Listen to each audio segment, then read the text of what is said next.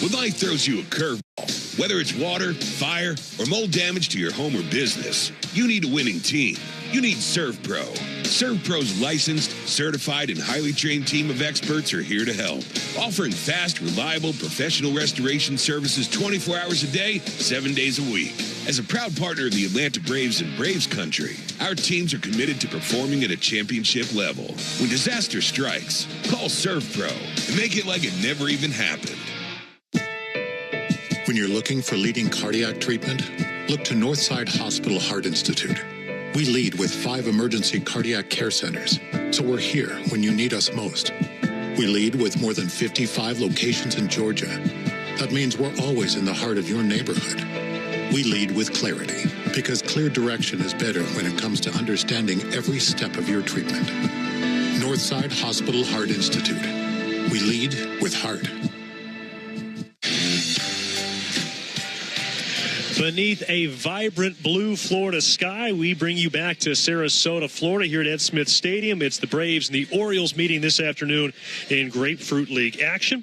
And as the lineup cards are traded at home plate, let's take a look at the starting lineup. First for the visiting Braves, led by manager Brian Snitker, beginning his 10th season as the Braves skipper.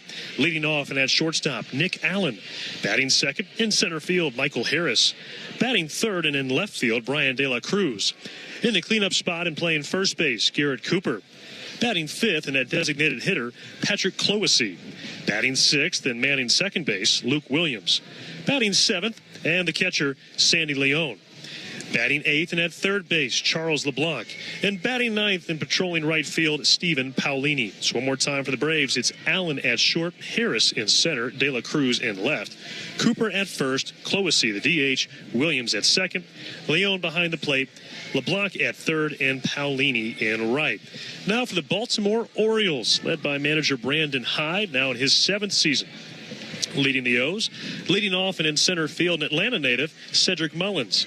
Batting second and a designated hitter, Adley Rushman. Batting third and playing first, Ryan O'Hearn. In the cleanup spot and in right field, Tyler O'Neill. Batting fifth and in left field, Colton Cowser. Batting sixth and at second base, Jordan Westberg. Batting seventh and behind the dish, Gary Sanchez. Batting eighth and at third base, Ramon Urias. And batting ninth and at shortstop, Jackson Holliday. So one more time for the O's, it's Mullins in center, Rushman at DH, O'Hearn at first, O'Neill in right, Cowser at left, or in left, Westberg at second, Sanchez behind the plate, Urias at third, and Holliday at short. Now, the Braves wearing their navy blue tops, gray trousers with red piping down the sides. Across those blue jerseys, Atlanta written in red on top of the red tomahawk with red numbers and white names on the back of their jerseys. A red ball cap with the blue brim and the blue A logo across the crown. Meanwhile, for the Orioles in the first base dugout, they wear white tops and bottoms, Orioles written across the chest in orange script with orange names and numbers on the back of their white tops. And their ball caps, the classic Baltimore Oriole pinwheel with the 2 front-facing white panels with the Oriole bird logo across the crown and an orange bill for the O's. It's a beautiful day for baseball here at Greeny. They were still waiting for the Orioles to take the field. But in the Braves lineup, you've got a couple of guys with some big league time, Michael Harris especially. Yeah, well, first off, Wiley, I've never heard the description of pinwheel. You never heard that, Greeny? So you played in the big leagues, right? I did, but I didn't really care about that stuff. All right, well, that's probably why you made the big leagues. Not care about that I stuff. do appreciate that. As far as the Braves lineup today, yeah, Michael Harris is in there. He's the main guy that you want to focus on for that Braves lineup. I like these games just for the fact that you see some other guys that aren't your main position players that get an opportunity to play in some of these games. We'll probably see it again tomorrow in Clearwater. But Michael Harris on my radar right now is being one of those guys who's taking that next step. The talent's there. The success has been there, but he's been hurt. It's a little bit inconsistent there.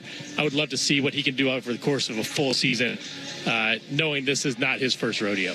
We were expecting to see Drake Baldwin in the lineup, but he was a late scratch as a precaution due to an allergic reaction. So no long-term concern with Drake, but we do hope he handles whatever reaction he has had with those allergies. In the meantime, let's take a look at the Orioles leather. At first base, Ryan O'Hearn. Jordan Westberg at second. His double-play partner, the shortstop, Jackson Holliday. Ramon Urias at the hot corner. And in the outfield from left to right, Colton Cowser, Cedric Mullins, and Tyler O'Neill. Gary Sanchez in harness behind the plate, teaming up with the Baltimore starter, Dean Kramer. The right-hander makes his third start of the spring, his fourth appearance. In 8 innings, he's given up 8 runs, walking 5, striking out 8. And the problem for him so far here in Sarasota has been the long ball. He has given up 4 of them in his 3 appearances. It's hard to make an assessment based off the long ball in spring training. It's more about the stuff. How's he looked? How's the fastball velocity been? What are the things he's been working on? Fastball, cutter, split, sinker, curveball. Doesn't get a ton of swing and miss. The splitter is that swing and miss pitch. Doesn't have a ton of velocity. Sits in that 93 range, but he's going to play a huge role in this rotation for Baltimore this year. The sun is flooding the field here at Ed Smith Stadium. Crystal clear blue skies overhead. A soft breeze towards the left field foul pole as Nick Allen climbs in from the right side against the righty Kramer, who digs his back foot up against the rubber. The right-hander is into the line, and the first pitch is taken for a called strike, and we are open for business. 71 degrees, your game time temperature here in Sarasota, what they call Birdland South. 0-1 on Nick Allen from Kramer.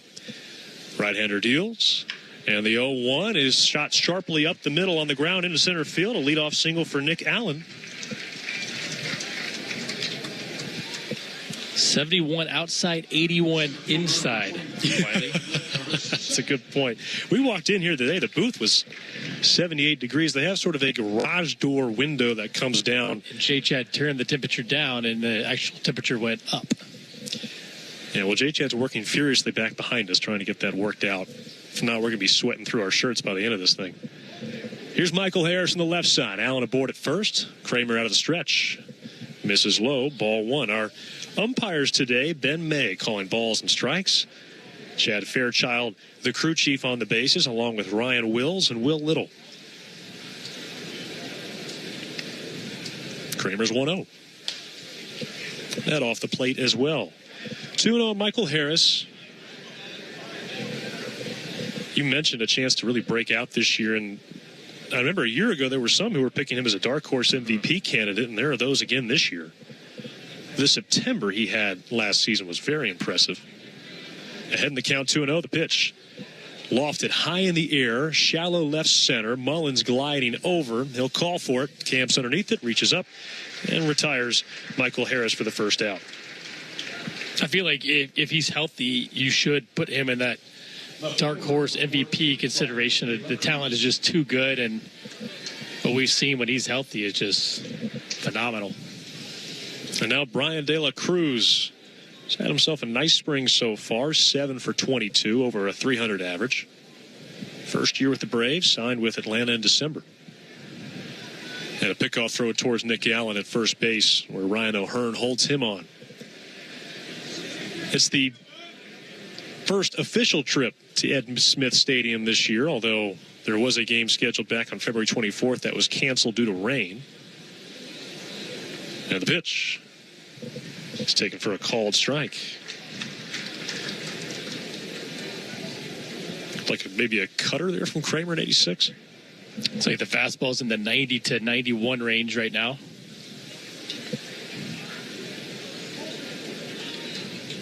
And the 0-1. Wave and a miss, 0-2.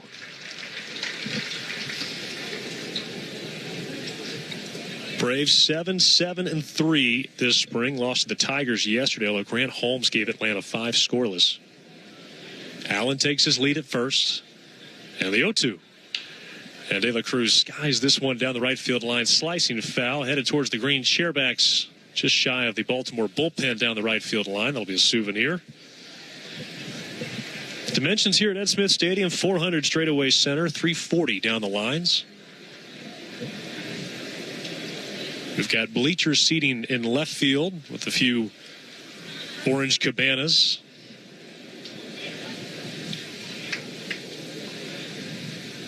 And the 0-2 is high. 1 ball and 2 strikes. This is one of the few spring training parks I don't think has a berm. Unless I'm missing something, Nick. You are definitely not missing something. It's wide open to a practice field in center and a clubhouse in right. The 1-2. Ripped on a line right to third. Urias reaches across his body and snares it. Ryan De La Cruz whistles one sharply down the line, but no reward. 2 away. A couple of hard hit balls. 2 of the first 3 hitters. And now Garrett Cooper, speaking of hard hit balls, he hit an absolute monstrous shot on Sunday afternoon at JetBlue Park in Fort Myers, home of the Boston Red Sox, clearing the green monster. As a throw over to first, and Allen scurries back on his feet. But Garrett Cooper leads the Braves in spring this year with 3 doubles, 5 for 20 overall. Former Miami Marlin, spent last year with the Red Sox. Here's the pitch. And in on the hands, and actually got a piece of the barrel. Strike 1 on Cooper. Fastball at 92 from Dean Kramer. Since Cooper left Miami, it's been kind of tough sledding for him. Went from Miami to San Diego with the Cubs and Boston last year. Kramer pauses, and now out of the stretch, the 0-1. Wave and a miss. 0-2. All-star with the Marlins a few years back, but like you said, Nick, it was rough sledding for Cooper, and was released by the Red Sox last June. Spent the second half of the season in the Orioles system, playing for their AAA team. 0-2. Fastball high, and a pick-back throw down from Gary Sanchez. And Nick Allen again diving in safely. 1-2 on Cooper. Steps out of the box, grips the black barrel with his white batting gloves before sauntering back in. It feels like nowadays, once guys start to hit the early 30s, 32, 33. 1-2 outside. Things start to change. Back in the day, it used to be, okay, you hit those early 30s and you still had a lot left in the tank. And it feels like nowadays it's just harder for guys to stay in shape and healthy and perform like they were early. Another pickoff throw to check on Nick Allen. 2 balls and 2 strikes. We can continue this discussion later if need be, but why do you think that is, Nick? Do you have any theories? I'm not sure. The training is so much better now, and maybe we put our bodies through too much stuff and just can't recover quick enough anymore. 2-2. And this ball is hit high in the air, shallow center. Holiday, the shortstop, drifting out into left center, and he makes the catch just over his left shoulder to retire the Braves in the top of the first. A leadoff single from Nick Allen. He's left at first. We go to the home half. It's the Braves nothing. The Orioles are coming up.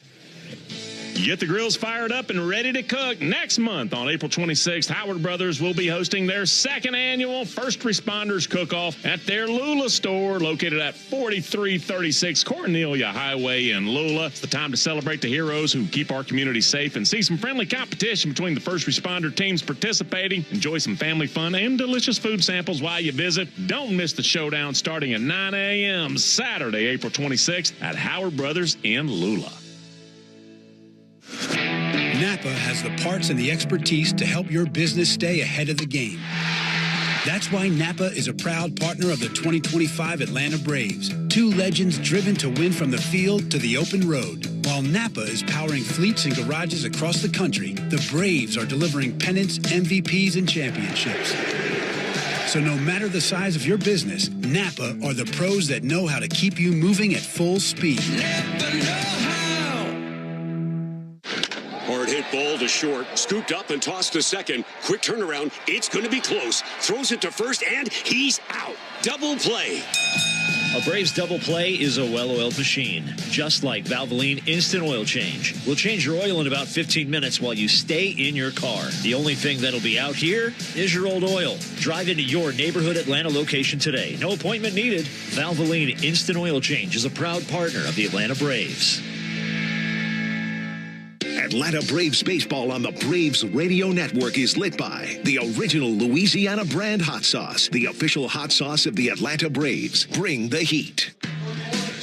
Headed to the bottom of the first inning, Braves and Orioles are scoreless as Cedric Mullins will climb in from the left side, facing the right-hander Ian Anderson.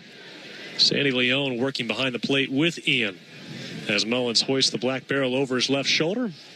Ian fires, and the first pitch is taken outside. Ball one. The rest of the defense for Atlanta, Garrett Cooper at first, Luke Williams at second, Nick Allen at short, and Charles LeBlanc way off the line at third. The 1-0. And that misses inside as Mullins has to hopscotch out of the way. It bounces to the backstop. 2-0 on the Orioles center fielder. In the outfield, Brian De La Cruz in left, Michael Harris manning center, and Stephen Paolini in right. Fastball from Ian at 93. Here comes the 2-0. And there's another heater at 93 right down the heart of the plate, 2-1. And you wonder if that's going to tick up a little bit as the spring moves along. Anderson's 2-1 pitch. And the breaking ball drops in 2-2. Might have been a changeup even there for Ian, something off speed. Infield tilted ever so slightly to the right against Mullins. Anderson drops the hands, 2-2. Swung on and lifted on the infield right side. Williams has camped that underneath it, just drifting onto the outfield grass now. He backpedals, reaches high over his head, and reels in the first out. This is the one thing Ian can do. He can pitch off that changeup if he needs to. The velo for his fastball was typically in that 95 range. Hopefully he can get that back up, but that changeup's that bread and butter. And now Adley Rutschman, switch hitter, one of the pillars of the Oriole franchise. Anderson tucks the elbows against the rib cage. He fires, and a foul tip into the middle he owns. Strike one on Rutschman. For Ian so far in the spring, he's worked 8 innings across 3 starts. He has walked 9 men, but he's only given up 2 hits and struck out 5, including 4 in his last start. We saw a little more swing and miss from Ian in his last time out. That was a good sign. The 0-1. Curveball drops in for strike 2 at 80. That's what I want to see more of, too, is how that curveball is since he's come back from Tommy John surgery. Can he spin a little bit more, make it a more usable pitch? 0-2. And tapped weakly back to the mound. Anderson scoops it up and flips underhanded onto Garrett Cooper. 2 down. That's the weak contact that allowed Ian to be so successful there his first couple of years as a Brave. But that velocity is a question. His last time out against Miami, it was a cold night, but he still was able to pop a 94, and I think may have had 195. The pitch to Ryan O'Hearn, left-handed hitter, takes a pitch in the dirt, ball 1. If you go back to 2021, the four-seamer averaged 94.6, so if he can pitch in that 94, 95 range, he's going to have a lot more success. Here's this 1-0. Another curveball, this one beneath the knees of Ryan O'Hearn, the first baseman for the Orioles. Really turned his career around when he joined the O's after spending 5 years with the Royals. O'Hearn ahead in the count, 2-0. The offering. And a chopper right side should be playable for Williams. Fielded on the second hop. An overhand toss to Cooper, and it's a 1-2-3 for Ian Anderson. He gets it done on just 11 pitches. We go to the second. We're scoreless, Braves and Orioles. At Marietta Eye Clinic, we understand the importance of good vision. Whether it's reading, driving, or playing sports, clear vision is essential. And we have all the bases covered, from annual eye exams and our full-service in-house optical department to advanced surgical procedures and management of serious eye diseases. Marietta Eye Clinic's 35 expert doctors and staff provide award-winning eye care. Pick from one of our 12 Atlanta area locations and schedule an appointment online at MariettaEye.com. Marietta Eye Clinic, your vision is our priority. The Atlanta Braves Spring Training Series Behind the Braves, presented by Global Payments, is back for the 5th season. Hear from your favorite players and meet the new faces as they get to work in spring training in preparation for the 2025 season. Plus, enjoy exclusive interviews and go behind the scenes to see the team like never before. New episodes drop each week on YouTube.com/Braves and locally on Peachtree TV and Atlanta's CW. Atlanta Braves Baseball. We are Braves Country. Hey, Braves fans, it's Ben Ingram for Emory Healthcare's Heart Care Services. When it comes to your heart or someone close to you, nothing matters more than receiving the absolute best care. It's crucial to seek out doctors who are renowned experts in their fields, highly skilled, and pushing the boundaries of heart disease treatment. At Emory Heart and Vascular, you'll find a large team of specialized physicians and nurses dedicated to your heart health. They offer more options for customized treatment solutions that work for you. To learn more, visit emoryhealthcare.org/heartcare. We're scoreless going to the top of the second inning here in Sarasota, Florida, Ed Smith Stadium on an afternoon that was created for baseball. Just could not ask for better weather. Game time temperature 71 degrees, not a cloud in the sky, a light breeze blowing out towards left center. Dean Kramer goes back to work, and he faces Patrick Cloesy, who was a late addition to the starting lineup when Drake Baldwin was scratched due to an allergic reaction. The pitch. Cut on and foul back. 0-1. So Cloesy, who was scheduled to come in the game later today, gets the start. 23 years old, from St. Louis, Missouri, went to St. Louis University. Drafted by the Braves last summer in the 11th round. The 0-1. Misses outside, 1 ball and 1 strike. He's facing Dean Kramer, who all of a sudden, Nick, has turned into a pretty important part of this Orioles rotation. You go back to last year's rotation as the 1-1 pitch is taken downstairs.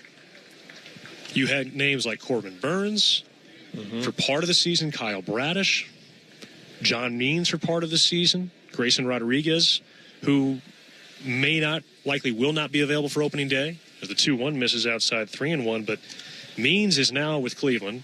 You've got Burns signing with Arizona, a huge free agent addition.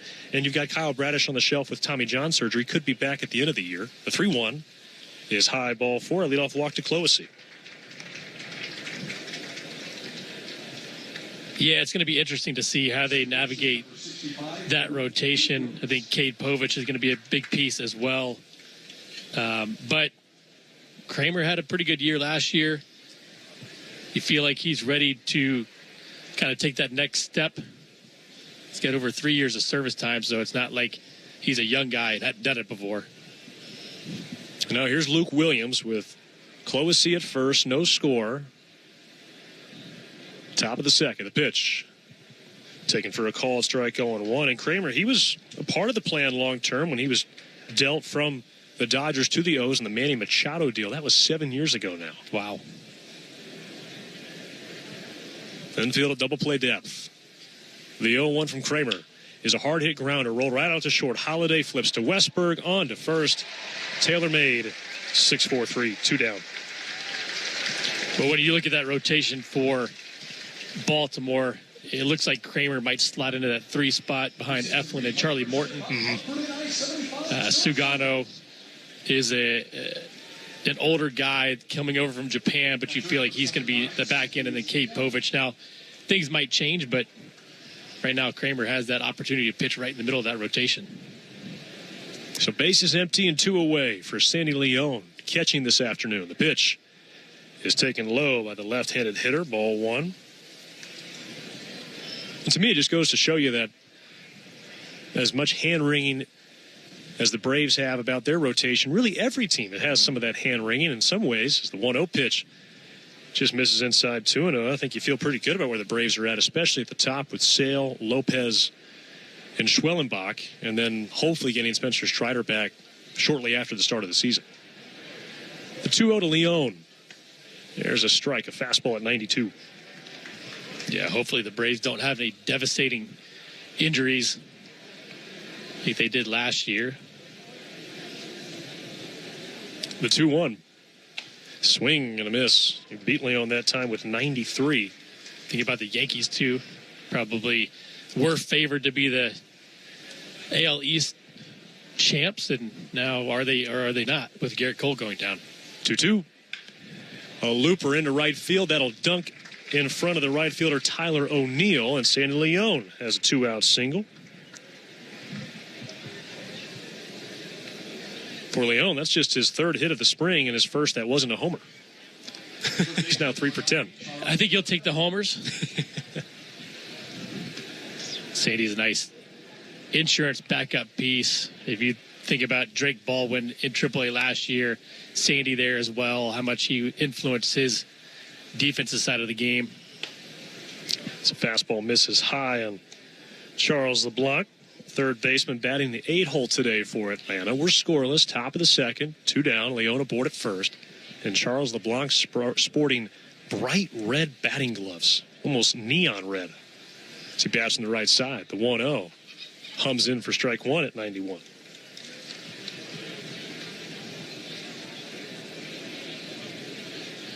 Braves got a good performance, though, yesterday from Grant Holmes. 5 scoreless against the Tigers at Cool Today Park. The 1-1 just missed. 2 balls and a strike. But like you touched on earlier, it's not even so much about the outcomes with any pitcher. It's how does this stuff look?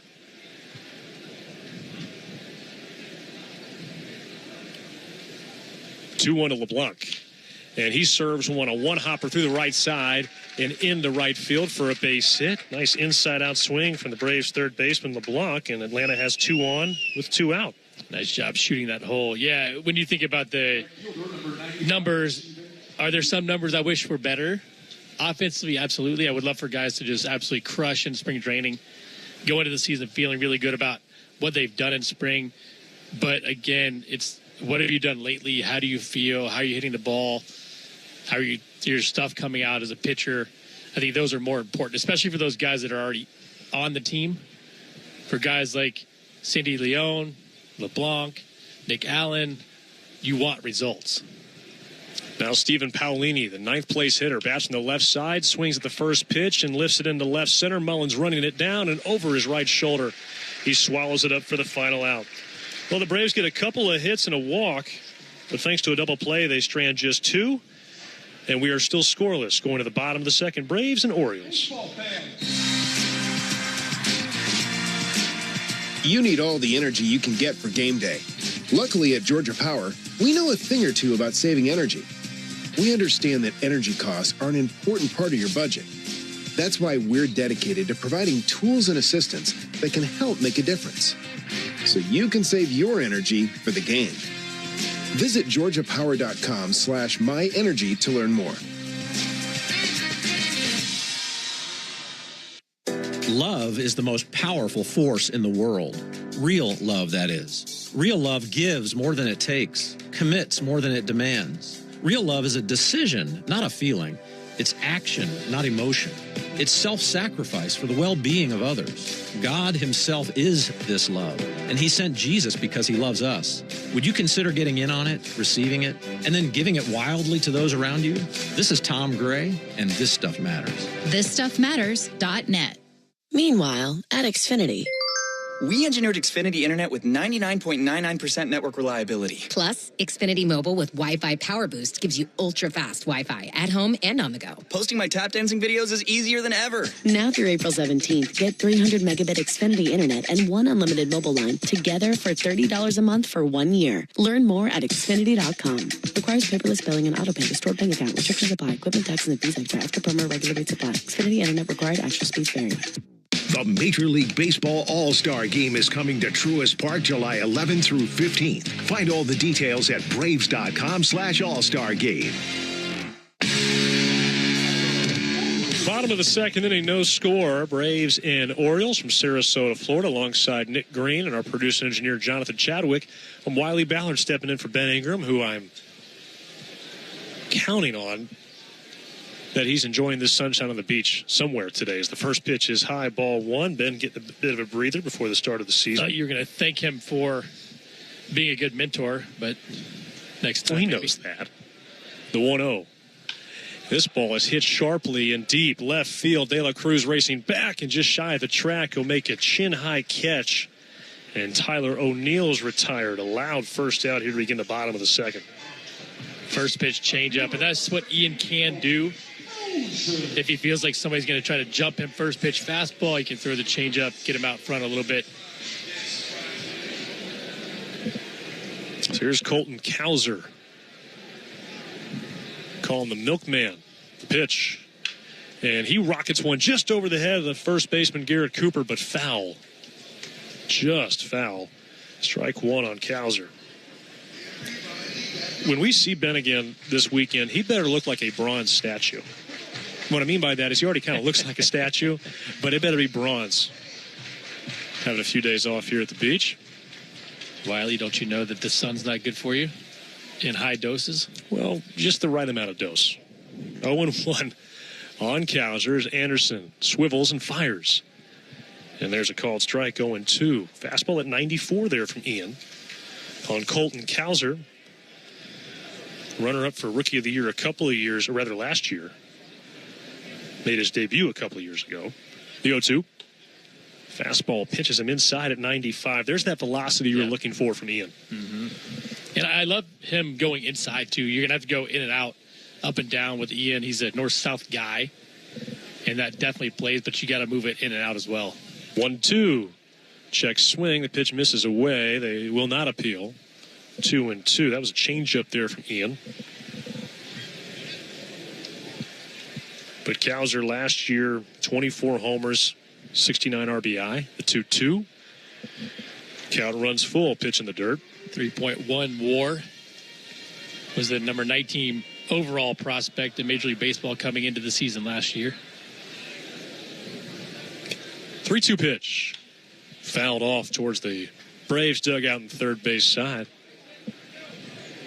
That was the second closest Rookie of the Year vote in Major League history. Luis Gil with the Yankees won by just 5 votes. Only race that was closer was 2003. Angel Baroa with the Royals beat out Hideki Matsui with the Yankees by 4. 3-2. Just low, ball 4. Now that's a walk, Nick, where you able to stomach it a little better, given I think that it was a longer at bat? Yeah, I thought there were some really good pitches in that at bat. Couldn't get him to chase. But you can stomach that a lot easier than getting behind in the count and then just not being able to come back into the count with strikes. And now Jordan Westberg bats from the right side. No score. Bottom of the second inning. Runner aboard at first. The pitch. Missed outside, ball 1. 1 down here in the second inning. Westberg, former Mississippi State Bulldog. All-star season last year for the O's. The 1-0. And a chopper, third base side, bounding foul.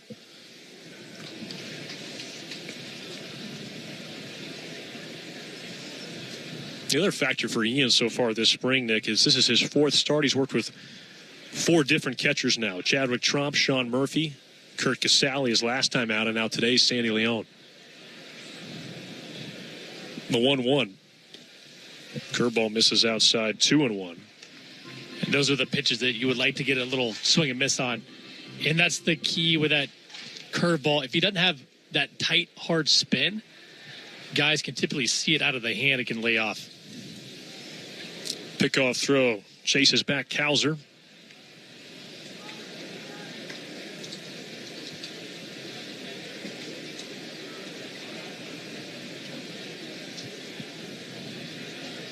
Ian comes set of the tomahawk. Right-hander kicks and deals. There goes Cowser. The pitch is low. Throw down from Leon. Kicks off the glove of the shortstop, Nick Allen, but he keeps it on the dirt. It's a stolen base for Colton Cowser as that throw from Leon was tailing towards the right side of second base. Yeah, good job by Nick Allen just knocking that ball down. Going back and looking at that 2003 Rookie of the Year voting.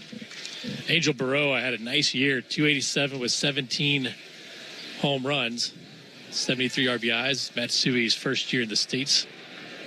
3-1 is off the end of the bat. A squibber out towards short. Allen gathers and throws across the diamond in time to retire Westberg. Cowser motors up to third on the play. That was a beautiful play by Nick Allen, too. It had a little squib action on the end of the bat. Allen moved his feet well to come pick it on the short hop, and that's one of the reasons they really like Nick Allen possibly making this team. That defense is so good. It's not often, at least in my mind, at least, Nick, but you don't often see balls off the end of the bat that go to the pull side. It feels like almost always those are going to be you got that good change up, right? Yeah. Catch them out front. They don't see the spin on it. And here's Gary Sanchez, big number 99, wearing the high black socks. The pitch, up and away, ball 1. We're scoreless. Braves and Orioles, bottom of the second inning. 2 down. Gary Sanchez, a free agent acquisition for the Orioles at the plate, spent last year with the Milwaukee Brewers as their second-string catcher. The 1-0 off the plate. Still has some power. It's been a while since he had a really good year, two-time All-Star, but, you know, as a backup catcher, you're possibly going to get some thunder in that bat. You know he's not trying to hit singles, that's for sure. A 2-0. Fouled straight back. That was a home run cut. Ian might have left that changeup a little up, and Gary Sanchez missed it. You know, that was something that a lot of people around the Orioles organization were talking about. Is you don't often think about that backup catcher necessarily when you're consuming the roster as a fan, but they haven't had a lot of power from that spot these last few years in that second-string catcher spot. 2-1 is in the dirt, 3 balls and a strike, and not that it's a spot where you're expecting to get 20, 30 bombs, but that's a nice bonus to add when you do give, say, Adley Rutschman a day off or any first-string catcher to know that he can get in there, play some good defense, and could run into one. Well, it's going to be hard to just be a contact type of guy as a backup. Ahead in the count, 3-1. Anderson, a deep breath, he deals and misses high, ball 4.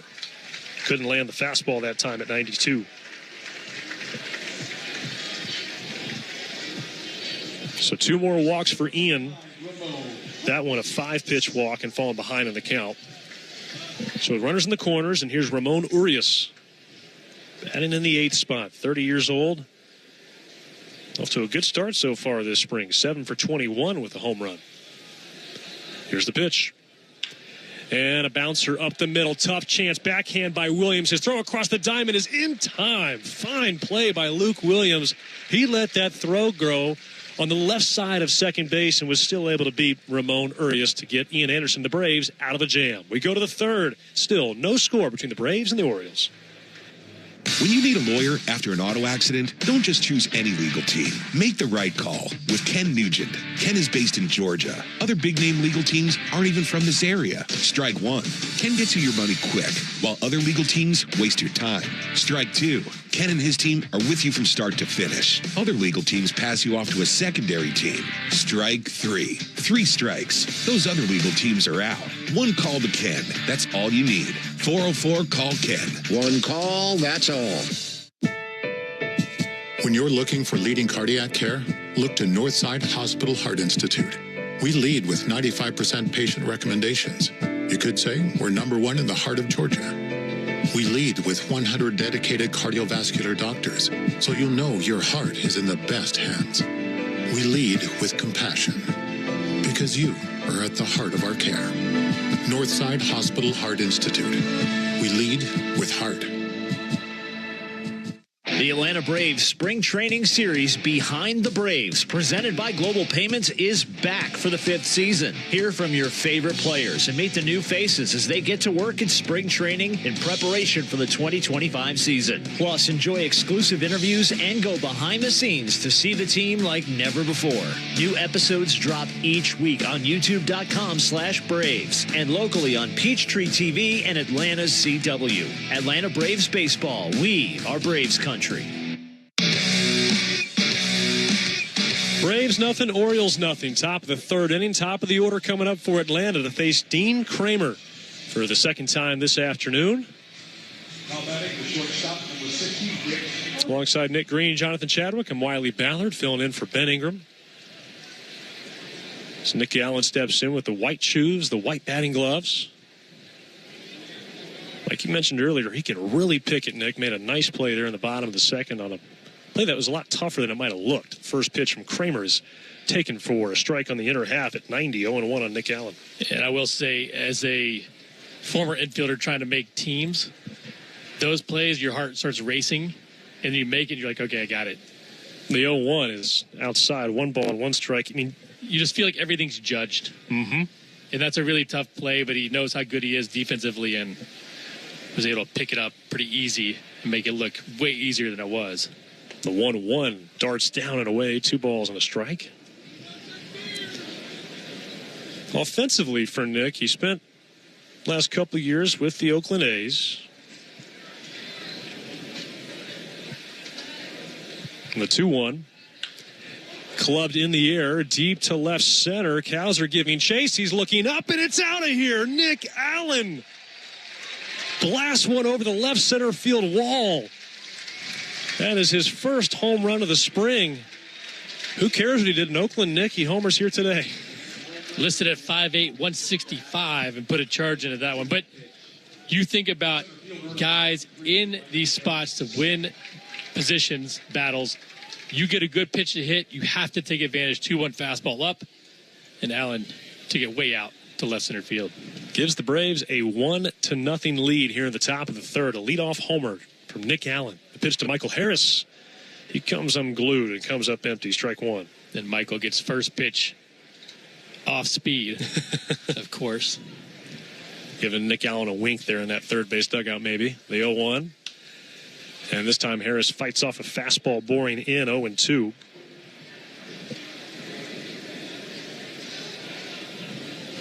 So a home run from Nick Allen. Now Kramer ready with the 0-2 pitch. Check swing. Called strike three. Corner pocket, knee high on the inner half. Looked like cutter in on Michael's hands. That's the first strikeout for Kramer today. By the way, it's the fifth home run he's allowed now in 4 spring training appearances. Here's Brian De La Cruz, who lined out sharply the third his first time up. The pitch taken outside by the slugging right-handed hitter. De La Cruz kind of looks like Jorge Soler in the batter's box. I like that. If you didn't see a number, he's a little bit thinner, but... The 1-0 is low. 2-0. He's 6'2", but it's a very tall stance. It definitely doesn't feel like 6'2". Plenty of juice as well. 21 home runs last year, if I'm not mistaken. Yeah, a career high. The 2-0. Low and away in the dirt, 3-0. Of course, 18 of those came with the Marlins, and once he was traded to the Pirates at the deadline, he struggled a little bit. 3-0. Kramer rocks the pitch. Taken on the inside corner, 3-1. Braves leading 1-0 here in the top of the third inning. 3-1 offer it. Poked high in the air down the right field line and slicing towards the O's bullpen. Strike two. De La Cruz, 28 years old. This would be his 5th year in the big leagues. Out of Santo Domingo Este in the Dominican Republic. Payoff pitch. Swung on and popped high behind the plate. Foul, headed towards the third row behind the Orioles dugout on the first base side. He was always a prospect that the Marlins liked a lot. I mean, he was your pretty classic big power, can he hit player. 3-2 pitch. Spoiled foul out of play again as De La Cruz protects a fastball off the plate. Still a good hitter, though. I always liked what I saw with him. I thought there was more potential of getting some more power, a little bit more consistency. But the numbers have been pretty good throughout his career, minus obviously moving to Pittsburgh last year. But 253 career hitter, 58 home runs. Gary Sanchez out to the mound to check on Dean Kramer as he lays his right hand on Kramer's right shoulder, giving a couple pats on the jersey number. And now Sanchez heads back behind the plate. Still 3-2 here on De La Cruz. This next pitch will be the 8th of the at-bat. De La Cruz taps home plate once and bounces the black barrel just over his head. Waiting. Here comes the payoff pitch.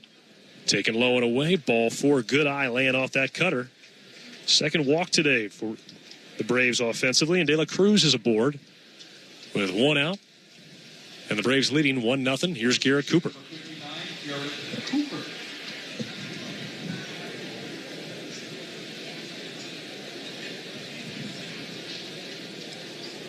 Again, time will tell when Ronald Acuna Jr. comes back. The hope is it could be early in the season. The pitch. Swing and a miss as Cooper went after What he thought was going to be a fastball turned out to be a breaking ball, 0-1. But with De La Cruz, if you're facing a tough lefty, that'd be right in his wheelhouse. We've talked about that potential platoon with he and Jared Kelenic in right field. The 0-1 is high, 1 ball and 1 strike. I'd love to see Kelenic get on some sort of tear early on in the season. What I've seen from him this spring, he looks a little bit more confident. Everything's a little bit slower. 1-1. And this ball is rocked deep in the air, left center field corner, and that'll one hop off the fence, gathered by Colton Cowser. That's going to be a double for Garrett Cooper as he shoots one in the left field corner. One hops off the track, and now the Braves are in business. Runners to second and third, only 1 out. Caught him out front with a 92-mile-per-hour fastball. Lines it down the left field line, and now Braves are in business. Infield's going to come in here for Baltimore. Patrick Cloesy, who walked in his first at-bat. Bats from the left side against the right-hander Kramer, who kicks and deals. And a breaking ball lifted high in the air, right field. O'Neill is underneath it. De La Cruz ready to tag. O'Neill makes the catch. Here comes the throw coming home. It's tailing up the third base line, and De La Cruz will score standing up. He touches home on a sacrifice fly from Patrick Cloesy, and it's 2-0 Braves. Cloesy not waiting around. First pitch he sees. Knows what the job is. Get up in the air. Braves up 2-0. Second baseman, number 65, Luke Williams. And now Luke Williams bounced into a double play in his first at bat. Garrett Cooper still aboard at second base with 2 men out. Already 5 hits in this game for Atlanta. The pitch, wave and a miss, 0-1. Mentioned some nice defensive plays. Luke Williams had a nice one there. Big situation as well. Saved a run in the bottom of the second, going across the second base bag and throwing against his body. The 0-1. And a ground ball rolled just inside the third base bag. A fair ball, 1-hop throw from third baseman Arias is in time to beat Williams. And that ends the inning. But the Braves score twice on 2 hits. They leave 1 in scoring position. We go to the bottom of the third. It's the Braves 2, the Orioles nothing. Visit the spring home for your Atlanta Braves, not far from the #1 beach in the U.S. Take a road trip to Northport in Sarasota County, Florida for wide open outdoor adventures and lots of family-friendly fun. You can even dine at the Tomahawk Tiki Bar at Cool Today Park and see the Braves spring training stadium. Check it all out at visitsarasota.com and start planning today. That's visitsarasota.com. Shooting drills. A coach who knows the game can teach their team how to improve. But one who genuinely cares about each player you have what it takes. We got this. Can inspire them to win. At Truist, we believe the same is true for banking. Because when you work with someone who knows a lot and cares even more, you're unstoppable. Truist, leaders in banking, unwavering in care. Start feeling unstoppable. Visit Truist.com/care. Truist Bank, member FDIC, leading based on top 10 U.S. commercial bank.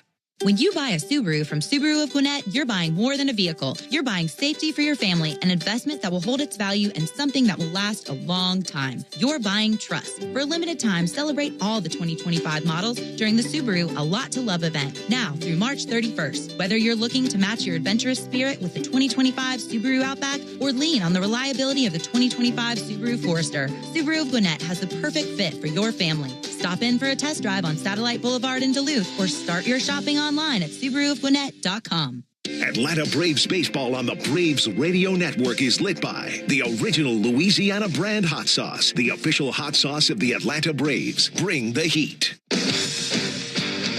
Bottom of the third inning, Braves with a 2-0 lead. Ian Anderson back to the mound for his third inning of work. He'll face Jackson Holliday, left-handed hitter, in the 9th spot. First pitch is taken low, ball 1. Holliday, son, of course, of Matt Holliday, 7-time All-Star with the Rockies and the Cardinals. A 1-0 pitch from Anderson in the dirt, 2-0, falling behind Holliday. And we all knew this time a year ago, Jackson Holliday, the #1 prospect in all of baseball.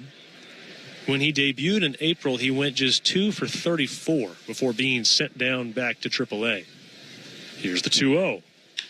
Off the end of the bat, a bouncer. Another tough backhand chance. Nick Allen makes the play as he unfurls across the diamond, throwing off with 1 foot. And Holiday's retired.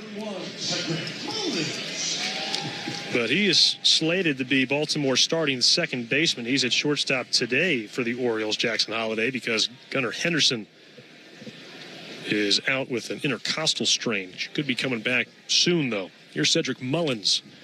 Takes the pitch on the inside corner, 0-1.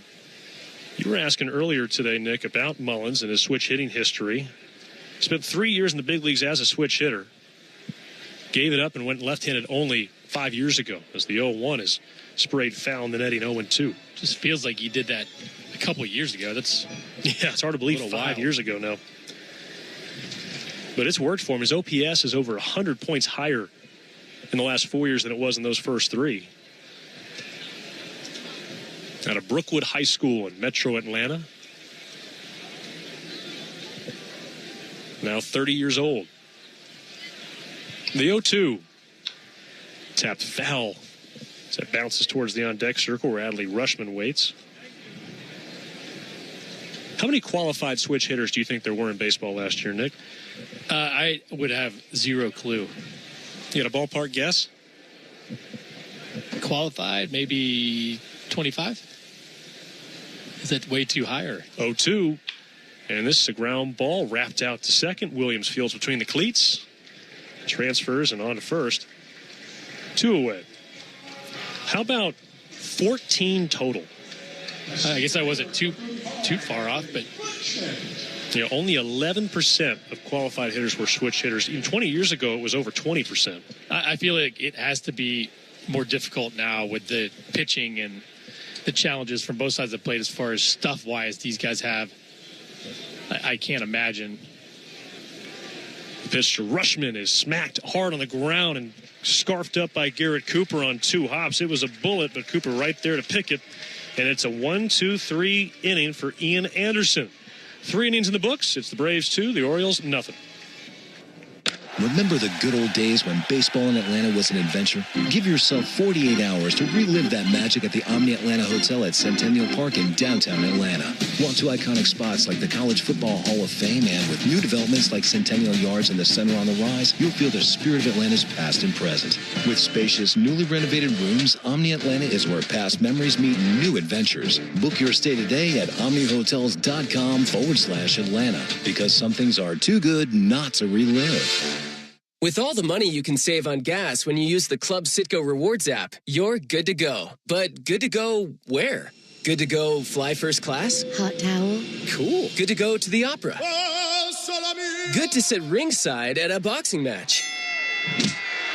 Good to go salsa dancing? Tap dancing? Or polka dancing? Download Citgo's money-saving Club Citgo app today. The easiest way to save money on fuel. Now you're good to go. Hey, Braves fans, it's Ben Ingram for Emory Healthcare's Heart Care Services. When it comes to your heart or someone close to you, nothing matters more than receiving the absolute best care. It's crucial to seek out doctors who are renowned experts in their fields, highly skilled, and pushing the boundaries of heart disease treatment. At Emory Heart and Vascular, you'll find a large team of specialized physicians and nurses dedicated to your heart health. They offer more options for customized treatment solutions that work for you. To learn more, visit emoryhealthcare.org/heartcare. Top of the 4th inning, Braves with a 2-0 lead over the Orioles. And Braves fans, you can keep your vehicle sparkling clean this spring at Tidal Wave Auto Spa, the official car wash of the Atlanta Braves. Experience clean car shine worthy of the major leagues at Tidal Wave Auto Spa. Braves fans, go to Car Wash Destination. So a solo homer from Nick Allen in the 3rd, then a sacrifice 5 from Patrick Cloesy, also in the 3rd. Gives the Braves 2 runs. And the lead as the pitch to St. Leon is smacked hard but foul on a line. First base side, strike 1 on Leon. Dean Kramer still working.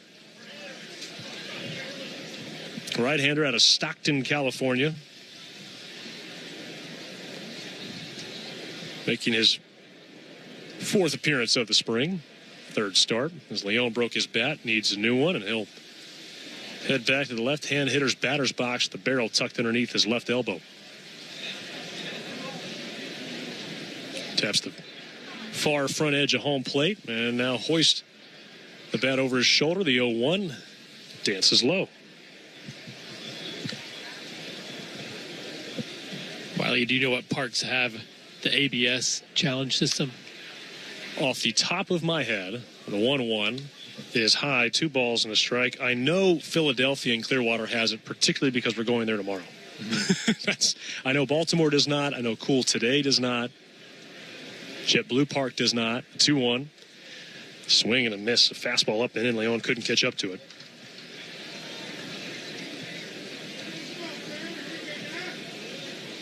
Do you? I definitely don't, but I like it. Yes. 2-2 pitch. Swing and a miss. Leon strikes out of the changeup for the first out. Let's pause 10 seconds for station identification. You're listening to the Braves Radio Network. Atlanta Braves spring training is live on WIFN Atlanta, a Dickey broadcasting station, 1340 and 103.7 FM. Now Charles LeBlanc. That's from the right side. Braves leading 2-0 here in the top of the fourth. 1 down and the base is empty. As Kramer rocks and delivers and clips the outside corner for strike 1. Do you like the two challenge system? Do you like having just the 2, and if it gets overturned, you retain them? I do. Kramer's 0-1 is grounded just inside the third base bag. Backhand play by Urias. The throw from foul ground, not in time. Charles LeBlanc lays out an infield single. He's 2 for 2 today. I do like it because there's so many calls that change the outcome of an at-bat. It's so many calls that are important, especially late in the game on certain situations. I do want to see how it all plays out. I actually kind of wish they started this year. Because how many times have we seen umpires kind of dictate what happens in a game? Not that they mean to. First pitch to Stephen Paolini. It's at the knees and the left-handed hitting right fielder. But there was a reason we put replay in. There's a reason that we're going to put the challenge system in. Strike count on Paolini. The 0-1 served the other way and into the second section of green chairback seating down the left field line. Strike 2. The research MLB did, polling the fans, trying to get a feel what would be most appealing to the fans. They had kind of a split decision. The 0-2 to Paolini is taken low. Check swing, appeal down to third. Did not go. You had one strong contingent that said, no, we don't want a challenge system whatsoever. Leave the game as it is. Don't touch it. The other larger group wanted a challenge on every pitch. If we're going to use it, let's do it every pitch. But the one consensus was, as the 1-2 pitch cut on and missed, and Paolini strikes out. Good changeup there from Dean Kramer, 2 away. The consensus was that if I couldn't have my first choice, my second choice would be the 2 challenge system for both those groups. So in other words, so they met in the middle? Met in the middle, exactly.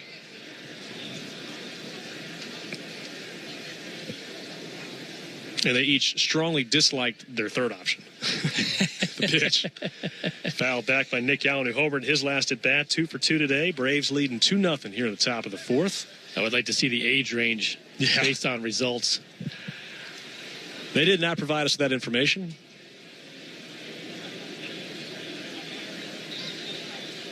Oh, 1. Through the front door with a curveball, strike 2. In some ways, I think I might find myself in the camp that prefers the 2 challenge system over anything else. I do too. I like that because you have to be strategic with it. Important calls could get overturned, which is a good thing. 0-2 pitch, just off the plate. Ooh. Good pitch. Better take. See, that's where the challenge system might come into play. 1 ball and 2 strikes on Nick Allen. Crouches in from the right side. Kramer fires. Swing and a bouncer out to short. Holiday on the second hop. Goes the short way. An underhand flip to Jordan Westberg. And that ends the inning. 1 out single from Charles LeBlanc. That's all for the Braves. We go to the bottom of the fourth. It's Atlanta nothing, or beg your pardon, Atlanta 2, Baltimore nothing. Hi, it's Chuck Dowdle. Have you been thinking about home improvements? Maybe you need money for college tuition or just looking to pay off unwanted debt. If you've got big expenses, a home equity loan from Georgia's own credit union could definitely be the answer. With low rates and fast personalized service, now's the time to put the equity in your home to work for you. To learn more about a home equity loan or a home equity line of credit, visit georgiasown.org today. I'm Chuck Dowdle, and I'm one of Georgia's own. Subject to credit approval, Georgia's own is an equal housing lender. Atlanta Braves fans, May is Military Appreciation Month, and a great time to show your patriotism by purchasing a VIP table at the Warrior Alliance 4th Annual Veteran Impact Awards and Gala. The event will be held on Thursday, May 22nd at the Coca-Cola Roxy Theater at the Battery, Atlanta, and features dining, live entertainment, and Georgia-based veterans being honored for the significant contributions they are making in our communities. Purchase your VIP table today or make a donation at thewarrioralliance.org. The Atlanta Braves Spring Training Series Behind the Braves, presented by Global Payments, is back for the 5th season. Hear from your favorite players and meet the new faces as they get to work in spring training in preparation for the 2025 season. Plus, enjoy exclusive interviews and go behind the scenes to see the team like never before. New episodes drop each week on youtube.com/Braves and locally on Peachtree TV and Atlanta's CW. Atlanta Braves Baseball. We are Braves Country. Don't miss an incredible lineup of Braves giveaways this season, including bobbleheads, collectibles, and a replica jersey. Visit Braves.com/promos to see them all. Bottom of the 4th inning, Braves 2, Orioles nothing. Heart of the order coming up for Baltimore as Ian Anderson continues to work. Right-hander 3 scoreless so far. The pitch is lined sharply over the third base dugout. Strike 1. Anderson's given up just 2 base runners so far today, both walks, and both came in the 2nd inning. In fact, he's had just 1 ball go to the outfield today. The 0-1. Bounces in the dirt, 1 ball and 1 strike. We were talking about the ABS system, and Jonathan Chadwick was quite kind enough to supply us with a list of which ballparks here in the Grapefruit League and the Cactus League out in Arizona have ABS capabilities. The 1-1 is low. 2 balls and a strike. You've got TD Ballpark with the Blue Jays. Phillies up in Clearwater, Baycare Ballpark. Yankees got it at Steinbrenner Field. Tigers have it up in Lakeland. The Pirates at Lecom Park. 2-1. Clips the inside corner, 2-2. You've also got Twins and the Mets, and then the stadium that the Cardinals and the Marlins share, Roger Dean Stadium. Pitch is fouled back our way just beneath the radio booth. Still 2-2 here on O'Hearn. Nice play by a Braves fan in the front row sporting the Ronald Acuna jersey and the old 1970s pinwheel Braves have, the lowercase a. 2-2. Inside, 3 balls and 2 strikes.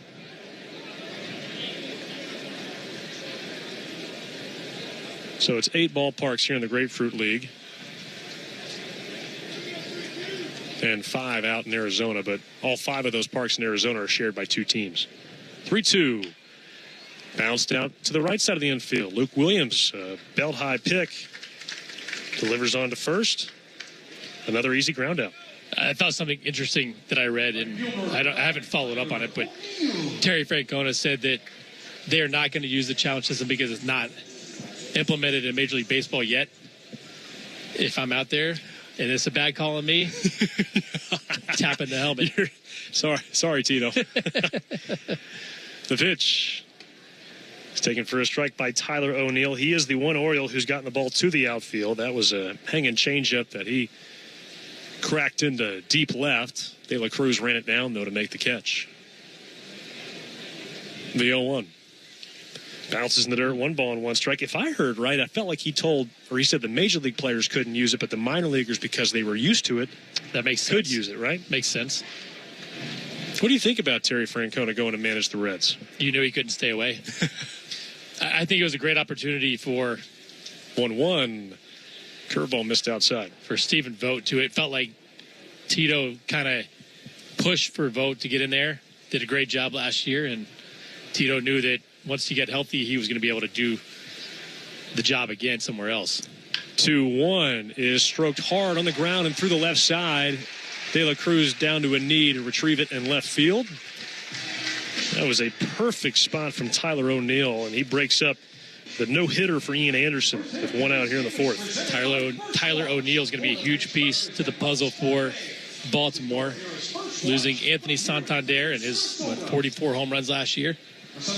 O'Neill had a monster year with 31 homers in Boston. Yeah, he led the Red Sox with those 31 homers, slugged over 500, just a couple points behind Rafael Devers. The pitch is taken outside, ball one on Colton Cowser.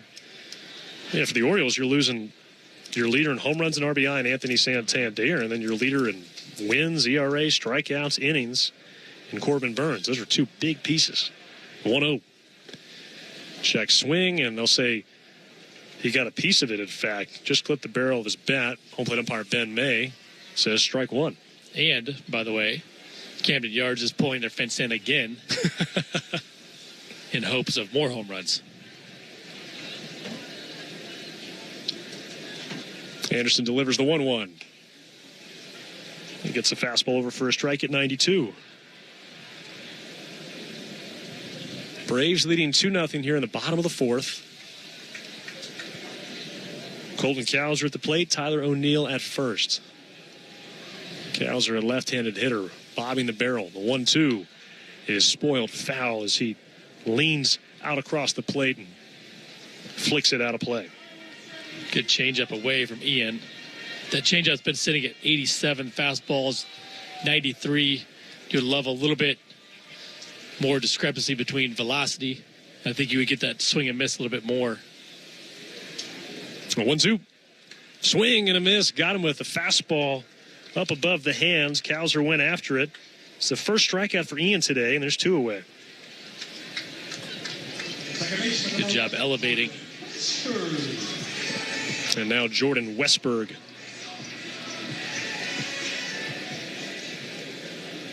"26 years old, preparing for his third season with the Orioles, runner-up in the Rookie of the Year voting last year. Here's the pitch. Served into right field, out towards Paolini. He makes the catch, and that'll end the inning. Orioles get their first hit, a single from Tyler O'Neill, but that's all. We go to the fifth. It's the Braves 2, the Orioles nothing. At Kroger, an annual Boost membership is better than ever. Save up to $1,100 each year on gas, groceries, delivery fees, and streaming options.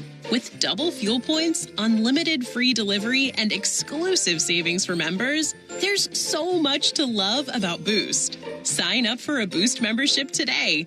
Kroger, fresh for everyone. Restrictions apply. See site for details. Our story begins with Jackie going to work. She walks into the elevator thinking, maybe I'll play my extreme scratcher. I could win up to $2 million. That's the spirit. Scratch away. Hot diggity dog. You're up to your eyeballs in cash, Jackie. Oh, no. The doors are opening. Whoa, Jackie? Is that you under all that money? Jackie doesn't work here anymore. Cool as a cucumber. Play the extreme family of scratchers from the Georgia Lottery and win up to 2 million smackaroos. Play responsibly. At Marietta Eye Clinic, we understand the importance of good vision. Whether it's reading, driving, or playing sports, clear vision is essential.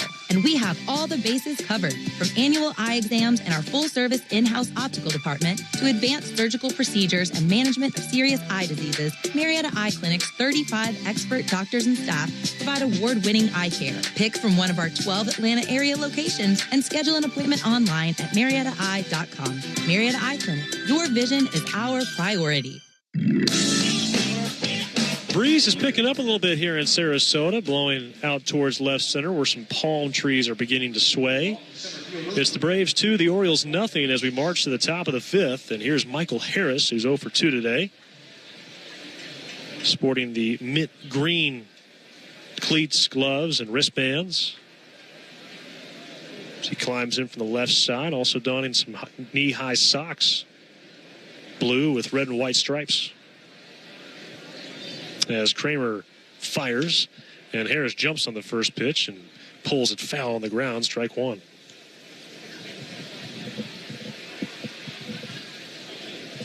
You were talking about the Orioles and their ballpark dimensions last half inning, Nick. They are making quite the adjustment.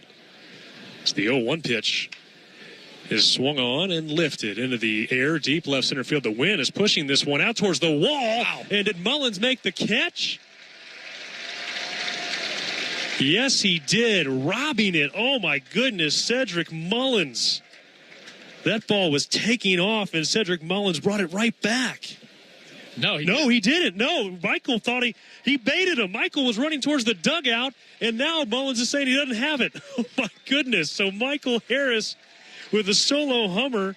That makes it 3-0 Braves. And it caught Michael out front a little bit, too. The hips were sliding, and he kept the hands back, kind of flicked to left center field.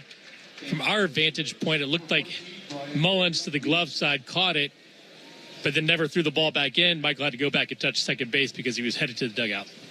The pitch is taken for a called strike 0-1. That might make our job harder, but, we've seen a few of those now.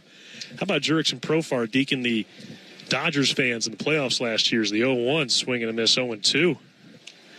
That was the reverse, though. Normally, you think a deke like that. As De La Cruz it looks so time. clean by Mullins in left center field. On top of that, we heard some applause, not the whole crowd, but it feels like it's a split between Braves and Orioles fans today. Didn't know which side was cheering. The pitch is low. Ball and 2 strikes on De La Cruz, but 3-0 Atlanta now. Michael Harris with his first home run of the spring, first extra base hit of the spring. 1-2 to De La Cruz is low. 2 balls and 2 strikes. But talking about the Orioles, it really became a problem where almost any right-handed hitter in Baltimore felt like the idea of a pull-side homer was impossible. Yeah, so the new dimensions are going to vary between 9 feet and 20 feet in difference. 2-2. Low and away. And they had originally pushed it back because they wanted it to be more of a pitcher's ballpark. For Baltimore is number 92, Logan Reinhardt. 92, Reinhardt, warming. Payoff pitch for Kramer. Misses outside, ball 4. De La Cruz draws his second walk today. There is action in the Baltimore bullpen. It is a right-hander, Logan Reinhardt, loosening down the right field line. And we've got a mound meeting coming. As Reinhardt continues to throw. No signal yet. Yep, there it is. So Brandon Hyde's going to make the change. That'll do it for Dean Kramer. Kramer gives up 3 runs through 4+ innings, including a couple of homers. He's now allowed 6 home runs in 12 innings this spring for Baltimore. Homers from Nick Allen and Michael Harris. Logan Reinhardt coming in. Braves a 3-0 lead here in the top of the 5th inning with Brian De La Cruz aboard at first. And Nick, we got Logan Reinhardt coming in. What do you know about him? Not a whole lot. Pitched in Bowie. Actually, let me go back. Pitched in the Florida Coast League, Aberdeen, Bowie, and Norfolk last year. The most innings in Bowie at 28 with a 2.57 ERA, all 19 games out of the bullpen. I think if you're Dean Kramer, you kind of take away that one home run from Michael. I felt like that might be a little wind-aided. The home run to Nick Allen was definitely not. That's what you get in spring training in these ballparks, though. That's what we were talking about at the beginning of the inning, Nick, was that wind had picked up, and that might have been the difference there for Michael Harris running one out of here. No doubt about it. But a good swing by Michael, too. A pitch up in the zone. Keep the hands back and still barrel it up. Going back to the ballpark in Camden, Wiley. Between 2018 and 2021, there were 196 home runs hit that likely would not have been home runs in 2022 through 2024. You said how many? 196? 196. Oof. The next question I'm asking, if I'm a Orioles fan, is how many of those for our guys versus their guys? You like some of them, you dislike others. Yep. So here's Garrett Cooper, first man that Logan Reinhardt faces. Reinhardt Sets at the chin, and the pitch is taken for a high strike, 0-1. You were showing me those new dimensions. That looked like whoever outlined that wall, it was like they were trying to draw a straight line down a piece of paper while going over a dirt road. Just a lot of zigging and zagging. Wild. Yeah. The pickoff throw, De La Cruz shuffles back. Because left field stays the same, and then it kind of adjusts from there. I wonder how Charlie Morton feels about it. He'll be pitching for the Orioles this year. So I've got some numbers for you as well. The 0-1. Taking for a called strike. Hit me. So, over the past 3 seasons, 138 home runs were lost. 72 for Baltimore, 65 for opposing teams. So Baltimore would have had the edge by just a little. -7. 0-2. How about going to arbitration with a few more home runs? That'd be nice. That makes a difference in those rooms. 0-2 foul back. Garrett Cooper's got another double. That is his 4th of the spring to lead Atlanta.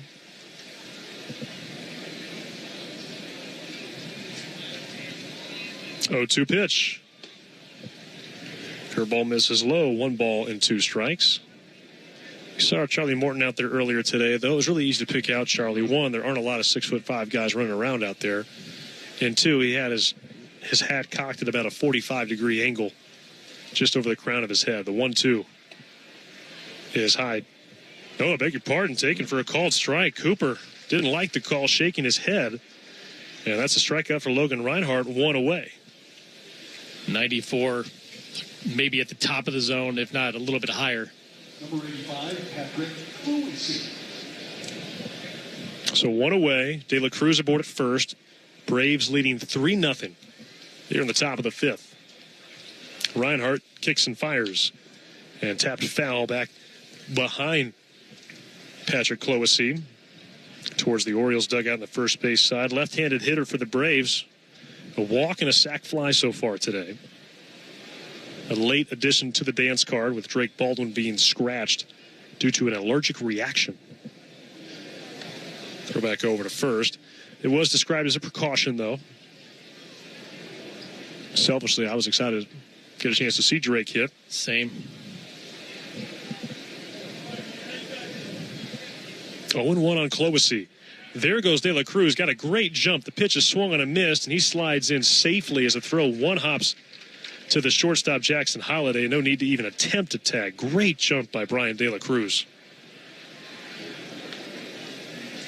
I'd love to see the Braves run a little bit more this year. I think you can pick and choose your spots and put yourself in better situations to score runs when the defense is not expecting it. 0-2 pitch to Cloesy. Off the end of the bat. Trickling out towards short. Holiday circles around. Throws from the infield grass. Not in time. Cloesy beats it out for an infield single. And Atlanta now has runners on the corners. Good read by De La Cruz. Right off the bat, he knew it was a squibber. The Jackson Holiday could not go to third base. Had to charge it. Now you have first and third with Luke Williams up. And now 8 hits for Atlanta today. Only 1 for Baltimore. Braves leading 3-0 here in the top of the 5th inning. 1 run already home on the Michael Harris solo homer.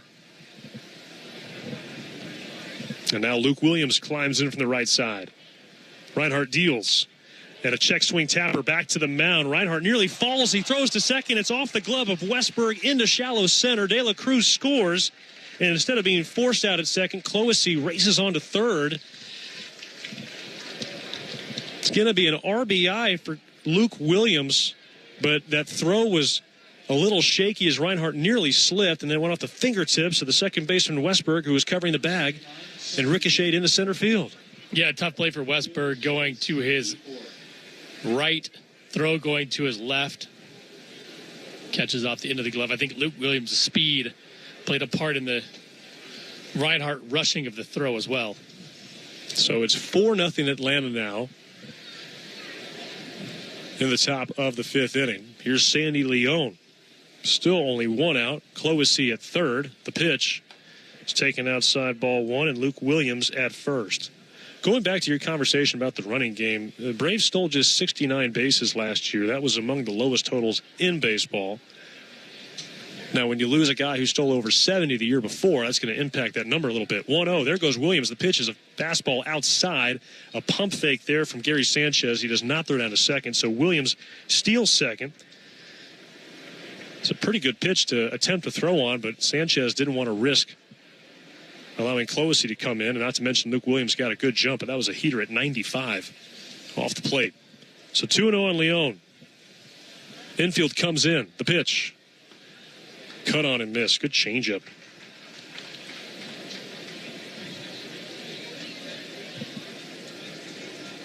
Braves only had 2 guys in double-digit stolen bases last year. 2-1. This ball is hit high in the air.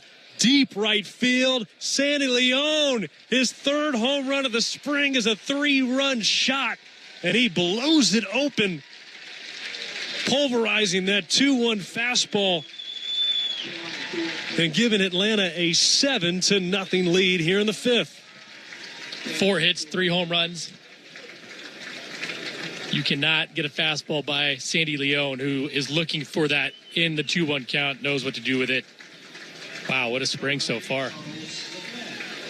He leads the Braves with his 3 home runs this spring.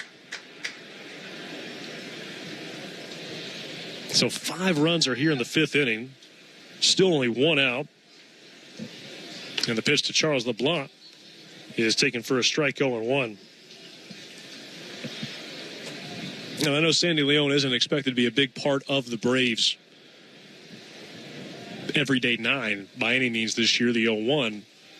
But I think that right there is a good example, too, of, Atlanta, they do hit so many home runs, Nick. Mm-hmm.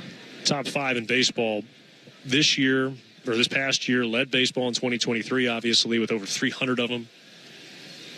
The 1-1 is on the inside corner, 1 and 2. I think it's one of the reasons where you don't feel as much pressure to run because this offense has so much power. I think you're right, and I think there are times where you wish they would not rely on the power so much. 1-2. Strike 3 called on the inside corner. Good bounce back from Logan Reinhardt as he freezes Charles LeBlanc. The power, I think, is going to be there if guys are healthy, and I think that's what you rely on. Obviously, the metrics and numbers and data show that the home run's better than a stolen base hit because it's harder to do both of those things at once. But there are times that you need to run. Pitch to Stephen Paolini's a bouncer out to the right side, and it eats up Westberg, and Paolini is safe at first. He just butchered that grounder. A 2nd error in the inning. Paolini got down the line pretty quick. Top spinner to Westberg's right. Ends up hitting him right in the stomach. But you had the Braves last year with Michael Harris had 10 stolen bases, and Ronald had 16. And, of course, didn't play after May. Nope. Throw back over to first. Next closest was Ozzie at 8. None of those guys played a full season. Mm-mm.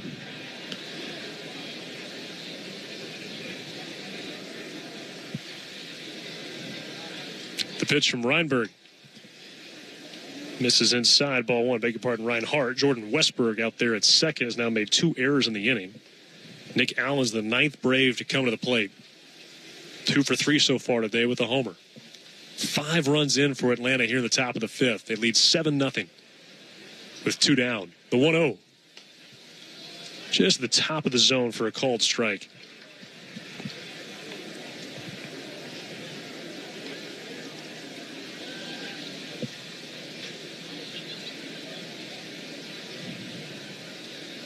One from Reinhardt. Is a ground ball hit sharply up the middle and through into center field. And Paolini drops anchor at second base. Another base hit. That's the 3rd of the day for Nick Allen. And Michael Harris, who led off this inning with a solo homer, will have a chance to hit again. Nick Allen's been impressive. We talk about the defense and how important that is for him, but the offense has looked pretty good this spring. A couple base hits back up the middle, then the long home run to left center field today.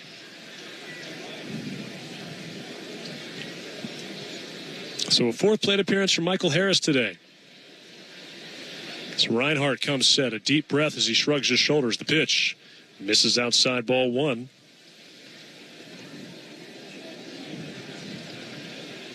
Good sign for Atlanta's offense to break out here today. And obviously there are only a handful of 26-man players in the lineup today as the 1-0. Check swing. Low, ball two. No appeal. But Atlanta has out-hit Baltimore 10-1 today. And you mentioned earlier, might be a few offensive numbers you'd like to see tick up for Atlanta these final couple weeks. 2-0. In the dirt, check swing again. He didn't go. 3-0 on Harris. Michael came into this game hitting 143. 85, Barnhart. Now one. 3-0. And the pitch. There's a called strike. Another right-hander warming for Baltimore right now, Zane Barnhart, behind Logan Reinhardt. Part of the order for the Braves doing some pretty serious damage this inning. 3-1 pitch. Swung on and driven. Deep right center field. That ball is sailing, and it is out of here off the scoreboard. Michael Harris, his second homer of the inning, drives in 3 more runs for Atlanta.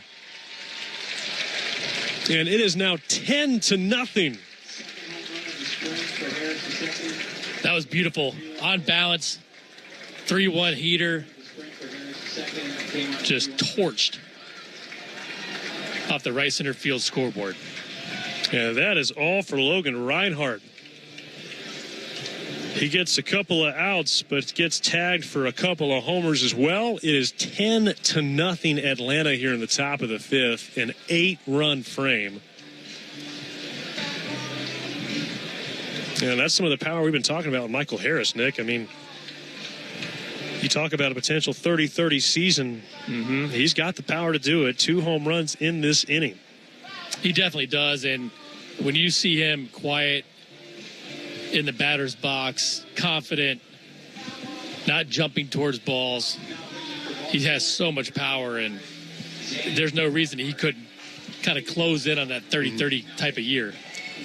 So Harris homers, 8 runs in already in this top of the fifth. There are 2 outs and the base is empty now, and Logan Reinhardt exits, and the Orioles turn to Zane Barnhart. What can you tell us about the right-hander? 5'10", 205, 22 years old, out of Towson, Maryland. Pitched in Delmarva, Low A, and Aberdeen in high last year. Had 36 appearances out of the bullpen. Had some pretty good numbers. 3.12 ERA in Delmarva and a 2.47 in Aberdeen. So Garrett Cooper will be the first batter he faces. By the way, for the Braves today, second time this spring they've put up double digits. Of course, the first time was about 10 days ago against the Yankees back at Cool Today Park, an 11-1 win for Atlanta. But 8 runs across. I beg your pardon, Brian De La Cruz will face Barnhart before Garrett Cooper. So Barnhart, the third right-hander of the inning for Baltimore, as De La Cruz climbs in from the right side. The pitch swung on and fouled over the first base dugout for strike one.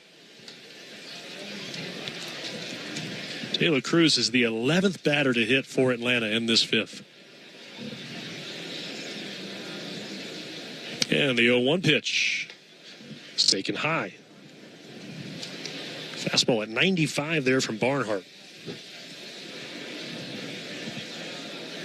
Been a long half inning, the 1-1. Here's called strike two. Baltimore infield looking down at their cleats, dragging them across the dirt, and standing out there for a while. The 1-2. High inside. De La Cruz has to back out of the way. 2-2. 96 on that fastball.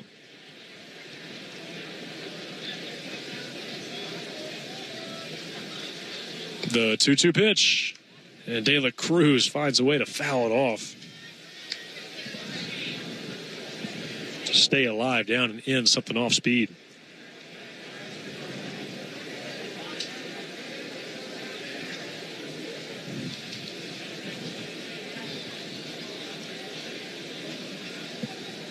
Barnhart comes set. Peers behind the glove. Now he motions. The 2-2. Spoiled yet again. Into the netting back behind the dish. I like this at bat. 94 to 96.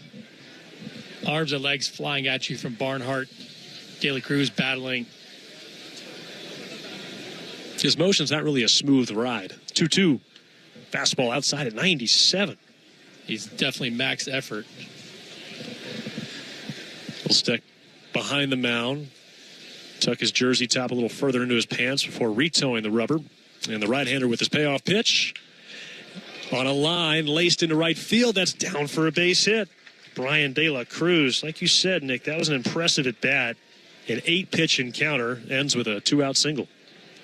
Being able to battle off a couple of tough pitches on the inside part of the plate, then stay with some secondary pitch at 90 to shoot it the other way. I think it's so challenging for guys when a guy's throwing like this, velocity, arms and legs, to not start pulling out. De La Cruz keeps that shoulder in, lines it to right. And Garrett Cooper takes ball one. Looks like that breaking ball's got some sweeping action on it. Cooper struck out for the first out in this inning. And the 1-0. Just clips the outside corner, 1 ball and 1 strike. You can see Garrett Cooper doing the exact same thing early in this at-bat. Front side leaking a little bit.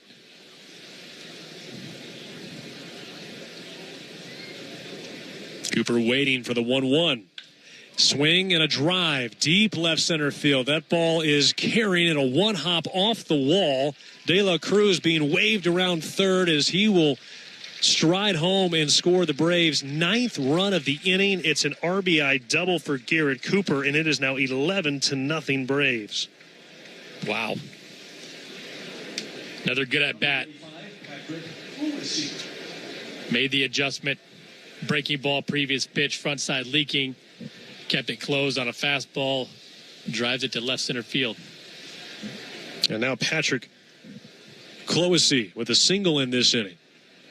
Here's the pitch. Outside ball 1. Inning began with a homer from Michael Harris, his first of the spring. Then a 3-run homer from Sandy Leon. The pitch cut on and missed.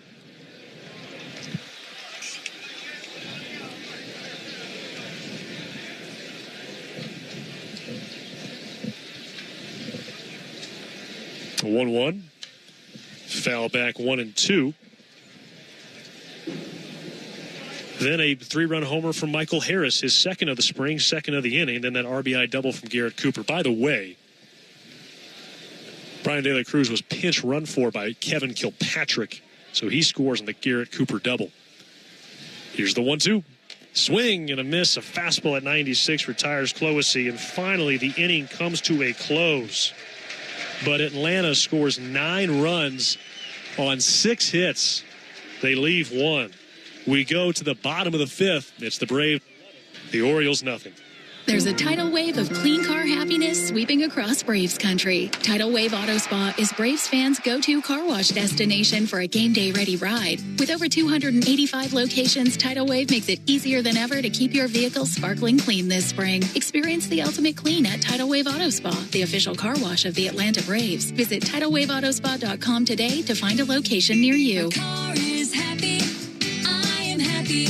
Tidal Wave Auto Spa. Puka, Bella, I'm sure you've noticed some changes. Who are you talking to? I'm just practicing for when I have to tell the dogs about the twins. You know, because they'll... Be fine in the spacious third row seat. But the twins... Can sleep peacefully thanks to the rear manual sunshade. And what about the... Extra cargo space for strollers and dog beds? Yeah, I guess you're right. Can we go to the hospital now? The contractions are getting closer. The 3-row Lexus TX. Because everyone should feel like the center of the universe. Experience amazing at your Lexus dealer. Hey Braves fans, spring and warm weather are officially here, and you know what that means. Bugs, termites, mosquitoes, ants, and roaches will be out in full force. Luckily, you can trust the pros at Arrow Exterminators to keep your home pest-free inside and out. Arrow Exterminators protects homes and businesses and is the official pest control provider of Truist Park and the Atlanta Braves, so you know that you're getting the best from the best. To set up a free pest inspection, call 888-GO-ARROW or visit arrowexterminators.com. That's 888-GO-ARROW or visit arrowexterminators.com. At Georgia Power, we know that energy costs are an important part of every budget, and we're committed to providing tools and assistance to make a difference. Learn more at georgiapower.com/myenergy. Gary Sanchez leading off the bottom of the fifth against Ian Anderson, who delivers first pitch. Fastball in for a strike, 0-1. Atlanta with an 11-0 lead after a 9-run top of the fifth. Anderson rocks and deals, and a hard-hit ground ball just inside the third base bag, past LeBlanc. That's rattling all the way into the corner. Retrieved by Kevin Kilpatrick, the new left fielder. But it's going to be a stand-up double for Gary Sanchez off of Ian Anderson to begin the bottom of the fifth. And, Nick, that was a long time to sit for Ian Anderson as the Braves scored 9 runs off of 3 different Oriole pitchers. It was, but I like the idea of getting him back out there, too. You've got to stretch him out. More than likely, he's going to be in that rotation. Get that pitch count up and downs up. Pitch to Ramon Urias is taken high, ball 1. Went 3 1/3 last time out. Pushing him into the fifth, I think, is a good thing.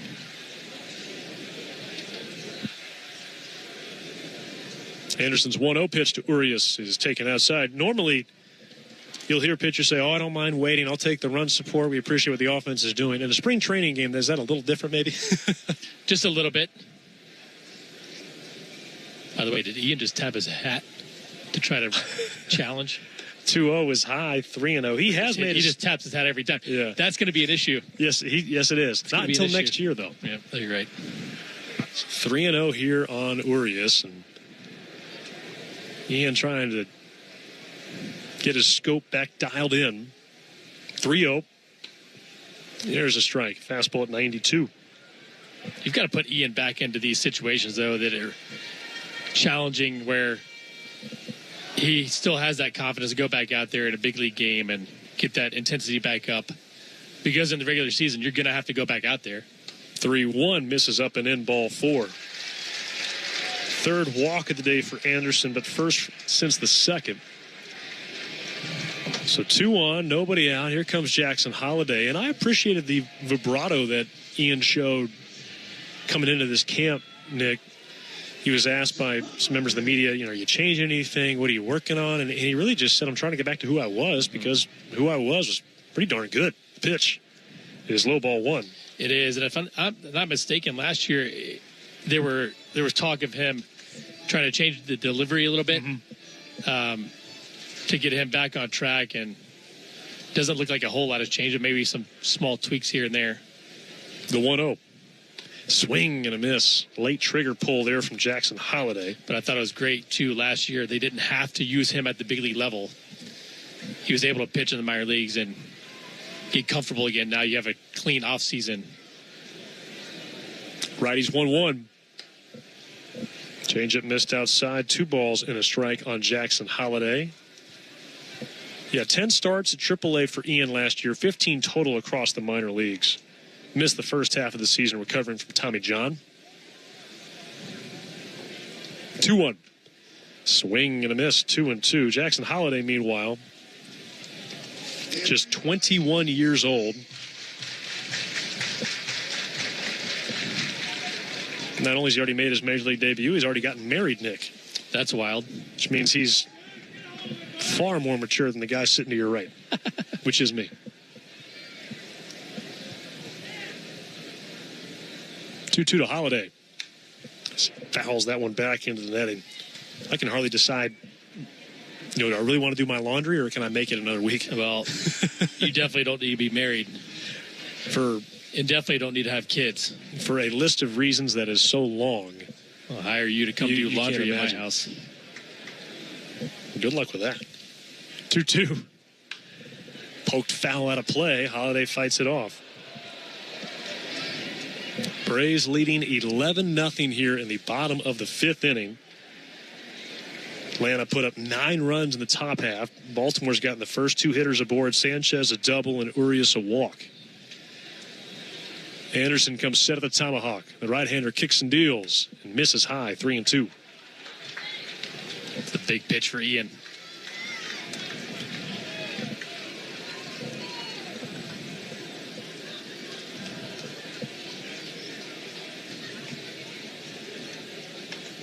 Anderson's 3-2 pitch.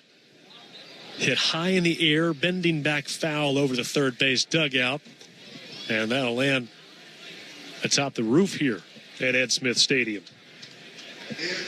So Anderson's going to have to throw a 9th pitch to Jackson Holiday.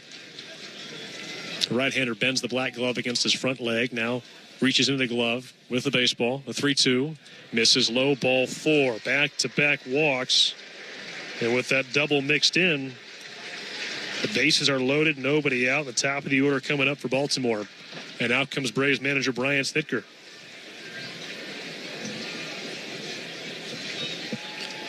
So that looks like it's going to do it for Ian today. He got that 5th up, if you will, beginning the 5th inning.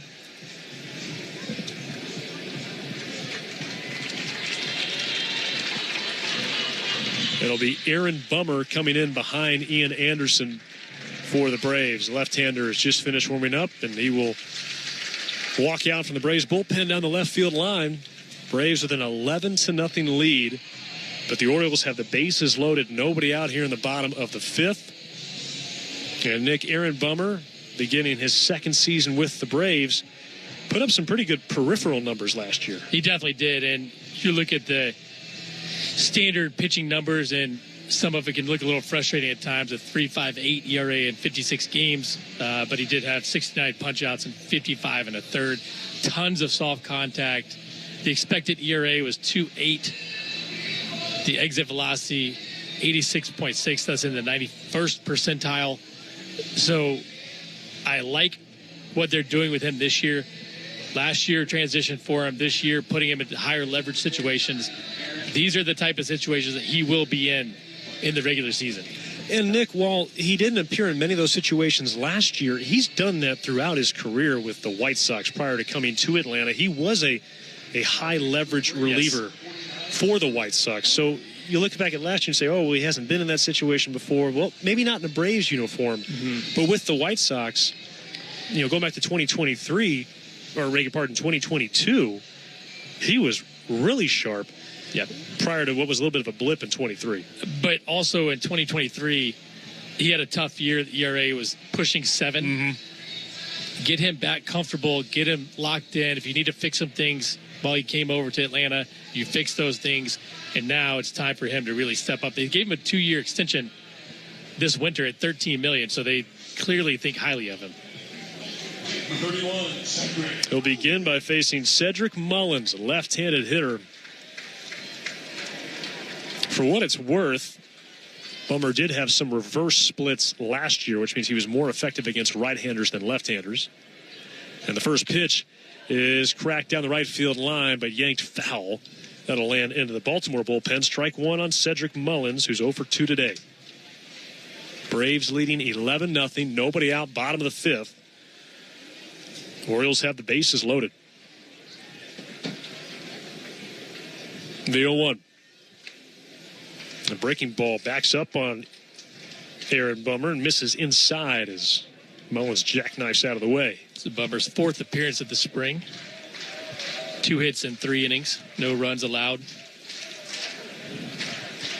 The 1-1.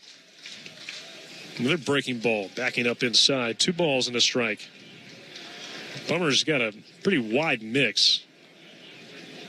Sinker, four-seamer, a cutter, a sweeper, but the majority of it is sinker sweeper. Lefties 2-1. Fouled off the mask, I believe, of Leon, or did I get a piece of the home plate umpire, Ben May? Either way, it's 2-2 on Mullins. You expect him to go to his sweeper here? I would love to see another sinker in on the hands. That's the bread and butter, too, to get that ground ball. Infield is back, though, so they're looking to get one out. 2-2. Just missed. Leone held it there for an extra beat, trying to get the call there from Ben May. And going back to your ABS system, that makes me think that might be a pitch that is challenged. Could be the first out in a big situation. Instead, the count is full. 3-2 on Mullins. Leone sets up away. Bummer glances to first. Now comes home and misses outside, ball 4. And that'll force home the Orioles' first run of the days. Bummer couldn't locate that 93-mile-an-hour fastball. Sanchez scores, and the bases are still loaded. That's the other issue with Bummer, is that he's a stuff guy. He's not a command guy. The stuff definitely plays, but there are times where he needs to lock the command in a little bit better. Number 6, Ryan Mountcastle. And a called strike on Ryan Mountcastle, who will pinch hit for Adley Rushman here. So Rushman finishes today 0 for 2. A strike count on Mountcastle. The pitch just missed inside, 1-1 with a fastball. And pinch running for Cedric Mullins at first base is Heston Kierstad. The 1-1. Fastball, dart on the inside corner. So again, in a 2-strike count.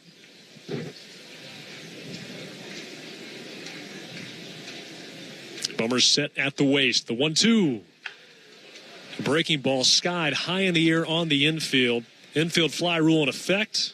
Allen makes the catch, and there's the first out of the inning. Number 32, Ryan O'Hearn. And that was just that. I think was the sweeper that Mountcastle just got underneath. Yeah, he caught him off the end of the bat. Started away, broke out to the outside corner. So left-handed hitting Ryan O'Hearn just grounded out to second twice. Infield is tilted that way. Bummer kicks and deals. Misses inside with the breaking ball, 1-0. Bummer, one of the best ground ball pitchers in the game.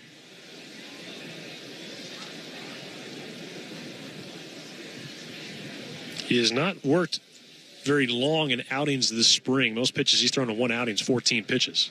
The 1-0. And a sweeper just missed inside. He saw a twitch there from the right shoulder of the home plate umpire, Ben May, but didn't get the call. So behind 2-0, base is still loaded for Baltimore. Braves leading 11-1 here in the bottom of the fifth with one out. The 2-0. Swing and a bouncer to first, handled by Cooper. He throws to second. Nick Allen back to first to Bummer, covering. He can't make the catch. And it looks like his feet got tangled up. The glove comes off his right hand. He is able to keep the baseball within close range, so no further advancement. Fielder's choice RBI. So that is going to be a fielder's choice RBI for Ryan O'Hearn. Runners in the corners now. Number 91, T.T. Bowen. As Urias comes in to score, Holiday up to third. And here is Tyler O'Neill, cleanup hitter. The pitch taken for a called strike. And now 11-2, Braves with the lead. 2 men out.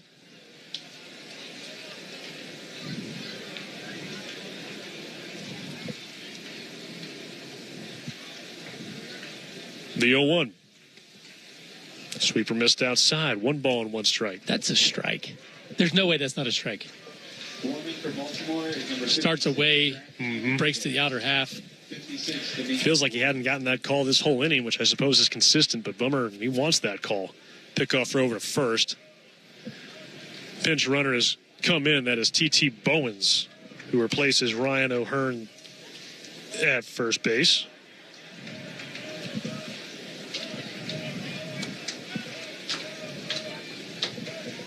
The 1-1. And a ground ball putted out too short. Allen flips underhanded to Luke Williams. That ends the inning. But Baltimore scores twice with only 1 hit. And at the end of 5, it is the Braves 11, the Orioles 2. Whatever your passion, South College can help you succeed doing something you truly love. For me, that's surgical technology. Surgical technologists are vital to surgeons and an essential part of the surgical team. The South College Associate of Science and Surgical Technology program is designed to provide students with training to help care for patients, prepare surgical supplies, maintain aseptic conditions before and during surgery, and assist surgeons during surgical procedures. To find out more about South College's Atlanta or Marietta campus, visit south.edu. South College, where dreams find direction. Why is it important to shop local? Hi, I'm Jaron Solomon from Solomon Brothers Jewelers. As we come back as the preferred jeweler of the Atlanta Braves, we find it to be very powerful that we are aligning ourselves with the community and that we are here for you every step of the way. We've been here for over 40 years and we're not going anywhere. So shop with confidence with Solomon Brothers Jewelers at any of our 3 locations in Buckhead, Alpharetta, and Sharpsburg, and we'll be here for you generation to generation. Georgia is home to over 600,000 veterans who play an important role in strengthening our communities. The Warrior Alliance is recognizing these contributions at the 4th Annual Veteran Impact Awards and Gala on Thursday, May 22nd at the Coca-Cola Roxy Theater at the Battery, Atlanta. You may participate by nominating a Georgia veteran for their exceptional service after military service in categories such as first responder, healthcare, education, military spouse, and more. Go to thewarrioralliance.org today and submit your veteran nomination.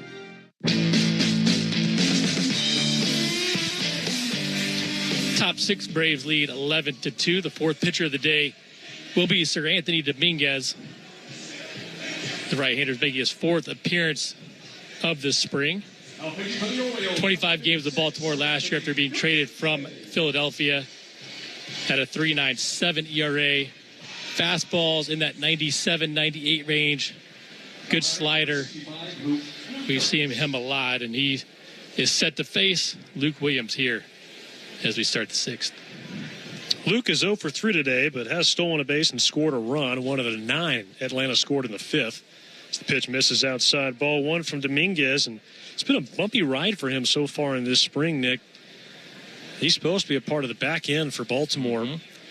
They're counting on him. As the 1-0 pitch misses outside, another fastball at 96. We do have a few changes defensively. T.T. Bowens, who pinch ran for Ryan O'Hearn, stays in the game and replaces O'Hearn at first. A couple changes in the outfield as well. Heston Kierstad pinch ran for Tyler O'Neill. He takes over for O'Neill in right. 2-0. That misses outside. 3-0. 3 straight glove side misses for Dominguez. And then in center field, Dylan Carlson replaces Cedric Mullins. So a couple of former Cardinals on this Oriole roster. The 3-0. There's a called strike on Luke Williams. Of course, the Braves saw so much of Dominguez when he was with the Phillies. And the 3-1. Swing and a miss, 3-2. Has that big arm. Yeah, and he's a guy who he can fall behind 3-0, and he can still come all the way back and punch you out just so long as he gets it over the plate. You talk to a lot of guys in baseball nowadays, Nick, and with all the search for chase, or the chase for chase, if you will, trying to get batters to swing at pitches that are out of the zone. 3-2 is taking low ball 4. The guys who can beat hitters in the zone are still so coveted. You don't want to rely on stuff to get you out of innings. You've got to get ahead. That's crucial. Doesn't matter how good the stuff is. Pitch running at first base. Interesting with Dominguez this spring. E.J. Exposito. 9 earned runs in 3 innings. Strikeouts are still there. Walks only 2. They've given up 10 hits as well. Sandy Leon bats from the left side. A home run already today. First pitch, taken for a strike. Fastball at 97. E.J. Exposito has pinch run at first base, replacing Luke Williams. He's held on by T.T. Bowens.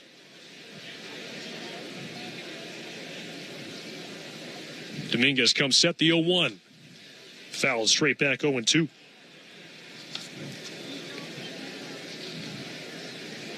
Braves leading 11-2. First of 2 meetings this year against the Orioles. That'll be the final game of the spring for Atlanta before they head out to Arizona for those 2 games against Chicago. The 0-2. Missed outside, 1 ball and 2 strikes. Braves so far this spring 7-7-3.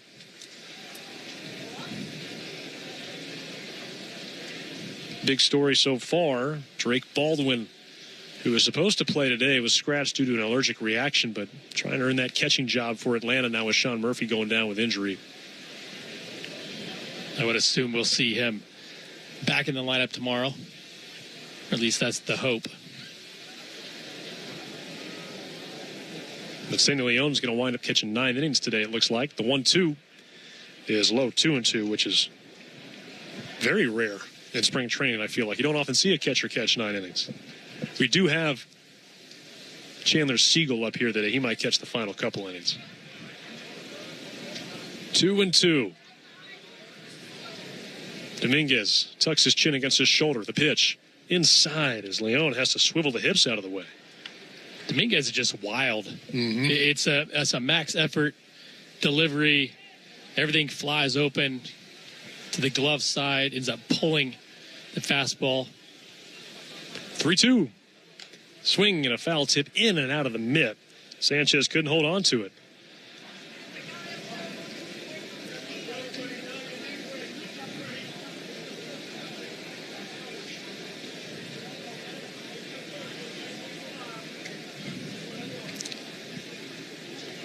Dominguez pinches the elbows tight to the rib cage. The 3-2 is fouled high over the third base dugout. That'll land right in the concourse and startles a Braves fan.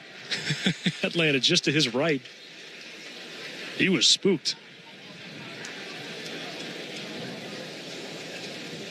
So still 3-2 on Leon. Exposito takes his lead at first. The right-hander's payoff pitch. Swing and a soft line drive off the glove of Bowens. It'll trickle into right field. Exposito will stop at second. Another base hit for Sandy Leon, who's now 3 for 4 today. Nicky had just 2 hits all spring entering today. Feels pretty good today. But if you recall, what was it, 2 for 9 coming in? With 2 homers. With 2 homers. And now Charles LeBlanc. The Braves have 14 hits today, leading 11-2 here in the top of the 6th. Sandy had a really good year in Boston a while back. Yeah, part of that World Series team. The pitch is taken for a called strike back in 2018, which famously the final out of that World Series was recorded by Chris Sale. 0-1. Outside as it brings Sanchez lunging to the left-hand batter's box. Actually, Wiley, 2 years before that, 2016. 16. It 310. Okay. He was on that 18 team, though, right? Yeah, he was. Okay. The 1-1. Foul back towards the Braves dugout on LeBlanc. 1-2. Just wild, too. He get that first opportunity for extended playing time, hit 310. Only 1 year out of 12 total, he's hit over 200. 1-2. It's outside, 2 balls and 2 strikes. I was looking at his numbers last year with the Stripers. He hit below 200, but his on base was comfortably over 300. He had more walks on the season than base hits. So he can grind it at bat. His inning has been a grind for Dominguez so far. Still nobody out. 2-2. And that pitch spoiled, foul into the netting over the first base on deck circle. If Dominguez can't pull it together, there's going to be a massive problem on the back end of that bullpen. And Felix Bautista coming back from injury. Dominguez is supposed to be the setup guy. Andrew Kittredge out for a couple of months with knee surgery. The 2-2 pitch. Spoiled again over the first base dugout. He has now thrown 20 pitches in this inning, and this is just the 3rd hitter he's faced. Still nobody out in the inning. Braves leading 11-2. Dominguez comes set at the collarbone. The 2-2 pitch. Strike 3 calls. He flutters a curveball over and freezes Charles LeBlanc. Let's pause 10 seconds for station identification on the Atlanta Braves Radio Network. Atlanta Braves spring training is live on WIFN Atlanta, a Dickey broadcasting station, 1340 and 103.7 FM. 11-2, Braves leading here in the top of the sixth inning with 1 out, 2 on. The pitch to Stephen Paolini is taking high ball 1 alongside Nick Green. Producer engineer Jonathan Chadwick. I'm Wiley Ballard, filling in for Ben Ingram.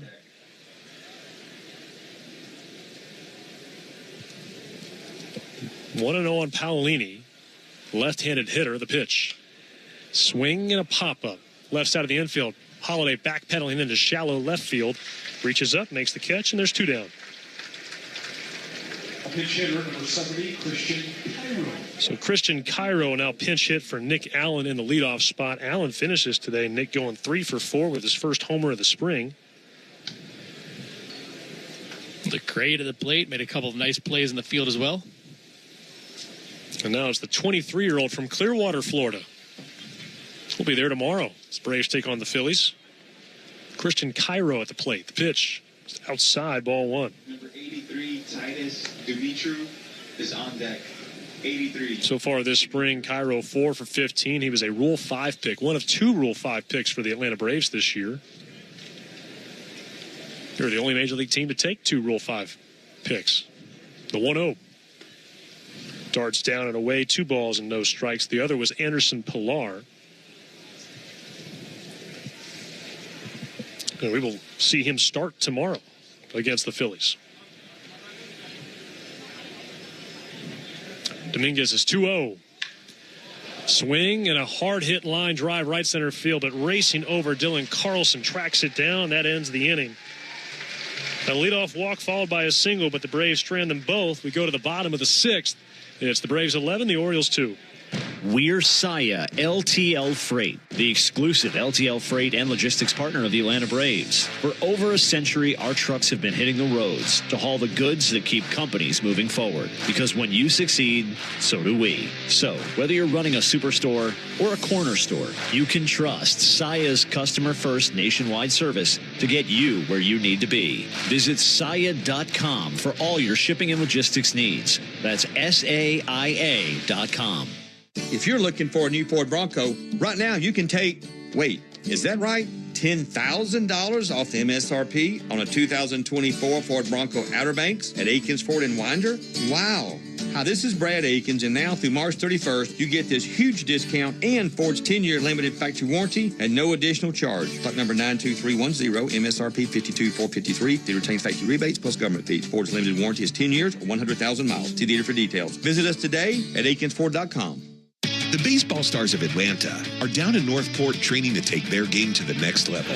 You could also be getting ready to take your career to the next level with a professional MBA from Kennesaw State University.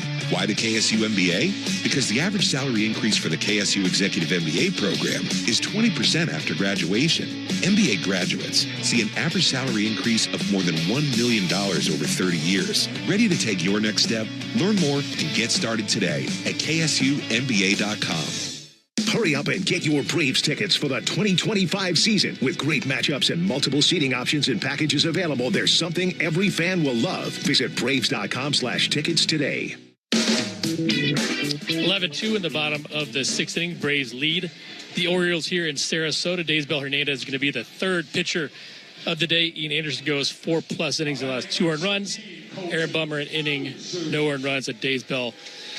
Coming off a pretty good year last year, 16 games in Atlanta, 2.5 ERA. Having a tough spring so far. 5 1/3, 8 hits, 4 earned runs, and 7 strikeouts. First pitch from Daysbel Hernandez to Colton Cowser is taken for a called strike. A number of defensive changes as well. An entirely new infield. David McCabe is at first. E.J. Exposito is at second. On the left side, Christian Cairo at short. Matt Batten at third. Hernandez deals. And the pitch misses outside. 1 ball and 1 strike.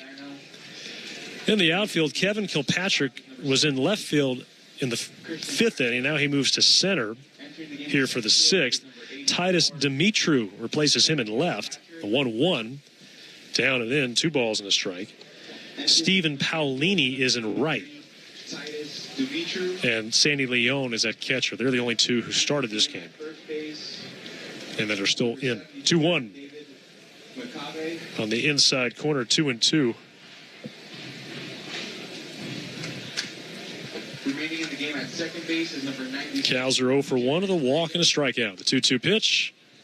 Fastball at 95, just a touch below the zone. Full count. Third base is number 98. Matt. Braves leading 11-2 here in the bottom of the 6th inning. Daysbel Hernandez could be a big part of this Braves bullpen using the royal blue glove. The right-hander comes set at the belt buckle. The pitch misses down and in. Ball 4. A leadoff walk, and that has been really most of Baltimore's offense today. They have just 2 hits, but as a team now, they have drawn 6 walks. And Daz Cameron is going to pinch run for Colton Cowser as Jordan Westberg steps up. Westberg today is 0 for 2, and the Orioles' second baseman's had limiting playing time so far this spring, just 4 games as he takes the pitch down and away, ball 1.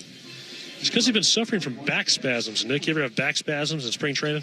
Not in spring, but I have had them before. They ended up leading to back surgery, unfortunately. Oof. The 1-0. It's up and in, too. And I'm curious if you ever suffered back spasms on account of having too soft a mattress. I had to sleep on a hard mattress. Well, Jordan Westberg, he said his back spasms came from his mattress being too soft in the Airbnb. On the outside corner, 2-1, he said, quote, "I'm used to sleeping on a rock at home." Mm-hmm. So now this mattress is too soft. Yeah. He said he tried to power through it, but ultimately he couldn't do it. Not the back spasms, but the mattress. 2-1 is outside, 2-2. He got a For Baltimore is number 65. mattress top, and it's much more to his liking. Orioles hoping he can put together another all-star season now that his mattress situation's figured out. So the 3-1 misses up and in. Back-to-back walks here to begin the 6th.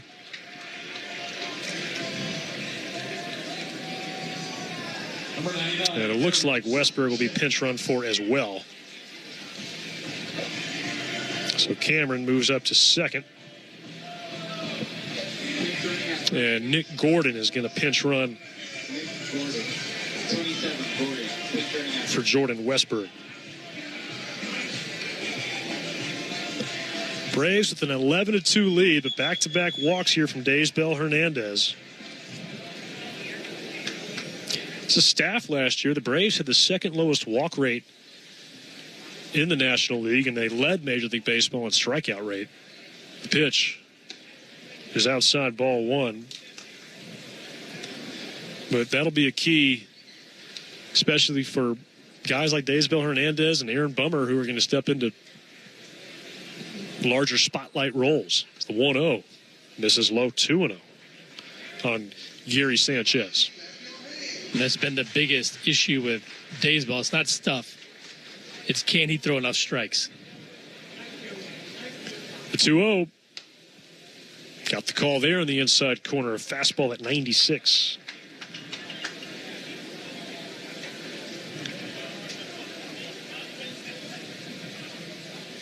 Sanchez asked for time.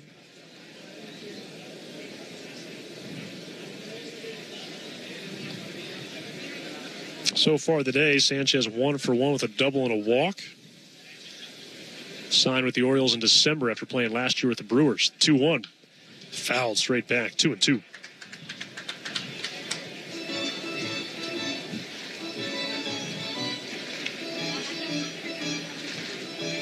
Going to be some guys having to step up in that Braves bullpen. Daysbel's going to be one of them. 2-2. Popped up right side. Exposito backing up into shallow right field. Still backpedaling. He makes the catch as Stephen Paolini was right behind him, the right fielder. And there's the first out.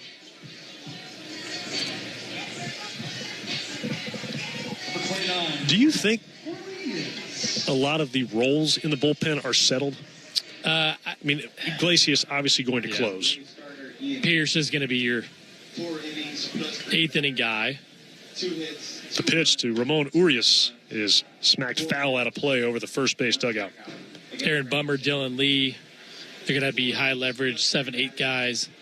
Somebody's going to have to step up in that closer role if Reisel's down. Last year was Joe. The 0-1. swinging a foul tip into the mitt. Now, you're obviously talking about Rysel. If he's used a couple days in a row, he wouldn't be able to go. 1-4-0. Yeah, it's going to be interesting for sure. I mean,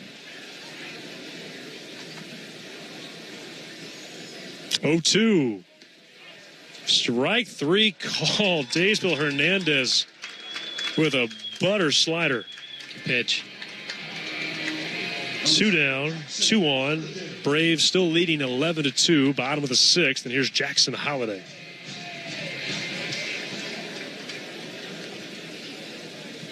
I actually can't wait to see what Dylan Lee can do this year. There's the pitch, and it's fouled back 0-1. A fastball at 97. I don't have the numbers, but if I remember, I read this the other day that Bummer, only maybe 4 of his appearances were high leverage. Dylan had a low percentage of high leverage last year as well. The 0-1 swing and a miss. I think you're talking about Mark Bowman's article on Braves.com. I think he was saying only a handful of innings. I know Bummer last year made 56 appearances. Only 2 of them were save situations. And that's not even the 9th. That's just talking general 7th or later. Yeah. 3-run or less lead. 0-2. Stroked foul in the air over the second section of green seats and out of the ballpark. I actually was shocked with Dylan Lee's low percentage as well. And it felt like there were some situations where he got put in tough spots, but he was so good last year. I think it's just logical. 0-2 down and in. To kind of slide him in a bit higher leverage situations.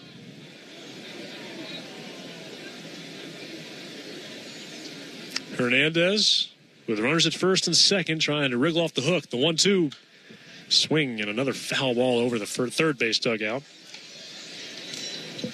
Of course, those high leverage numbers, those are dictated by innings, score, how many outs, which bases are occupied, all those types of things. But it basically tries to determine how critical is the moment you enter into the game when it comes to the outcome. Holds are interesting too. 1-2 is down and in, 2-2. Because you look at holds in the 6th, 7th inning are completely different than the 8th inning. Oh, yeah. 2-2 from Hernandez. Swing and a ground ball slat. Backhand chance for Exposito. Backs up and then slings over to first to end the inning. Back-to-back walks from Daysville Hernandez, but he settles in, retires the next 3 Oriole hitters. 6 innings in the books. Braves 11, Orioles 2.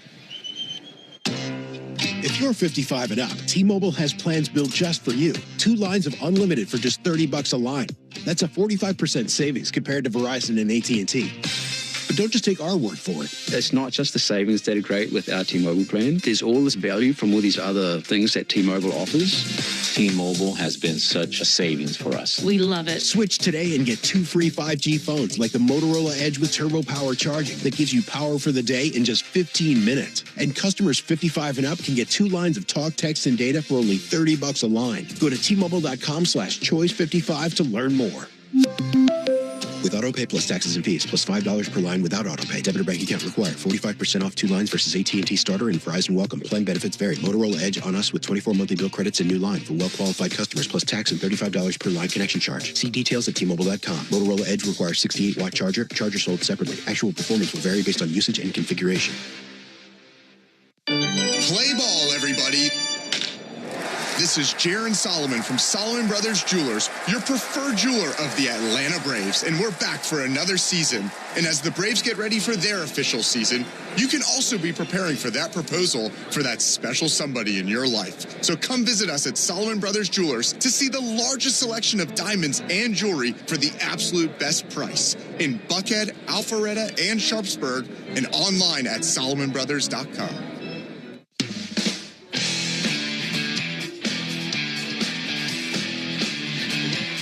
Braves lead 11-2 in the top of the 7th. The new pitcher for the Orioles will be Gregory Soto. Came over at the deadline last year from Philadelphia. 1-1 record of 5.09 ERA in 23 games after the trade. Had a tough year last year. Sinker slider guy. Fastball's in that 98 range. The slider is his best pitch. Sits at 90 miles an hour. Tough lefty. And he will face Titus Dimitru, who leads off. And the first pitch, cut on and missed. A fastball at 96. 0-1 on Dimitru. A number of defensive changes as well for Baltimore beyond Gregory Soto on the mound. The 0-1 pitch. Outside, 1 ball and 1 strike. Catcher Samuel Basayo replaces Gary Sanchez. Nick Gordon stays in the game to play second base, replacing Jordan Westberg. 1-1, Soto kicks and deals. And a swing and a foul over the first base dugout. 1-2, fastball at 97. On the left side of the infield, Levon Soto now at shortstop, stepping in for Jackson Holliday. And Emmanuel Rivera takes over third base for Ramon Urias. And in the outfield, Daz Cameron now in left. The 1-2. Down and in, 2 balls and 2 strikes. It's a beautiful day here at Ed Smith Stadium. Braves leading 11-2. Soft breeze, no more than 5-10 miles per hour, blowing towards the left field foul pole. 2-2, down and in. Did that hit Dimitru? No. 3-2, just missed his front foot. But Ed Smith Stadium opened in 1989. Housed the White Sox for 8 to 9 years and the Reds for about a decade, and now the Orioles since 2010. 3-2. Swing and a miss. Well, that carves up Titus Dimitru. That was nasty. Filthy slider. That's his best pitch, boring down and in on the righties. So 1 down, base is empty. Braves leading 11-2, and here is David McCabe.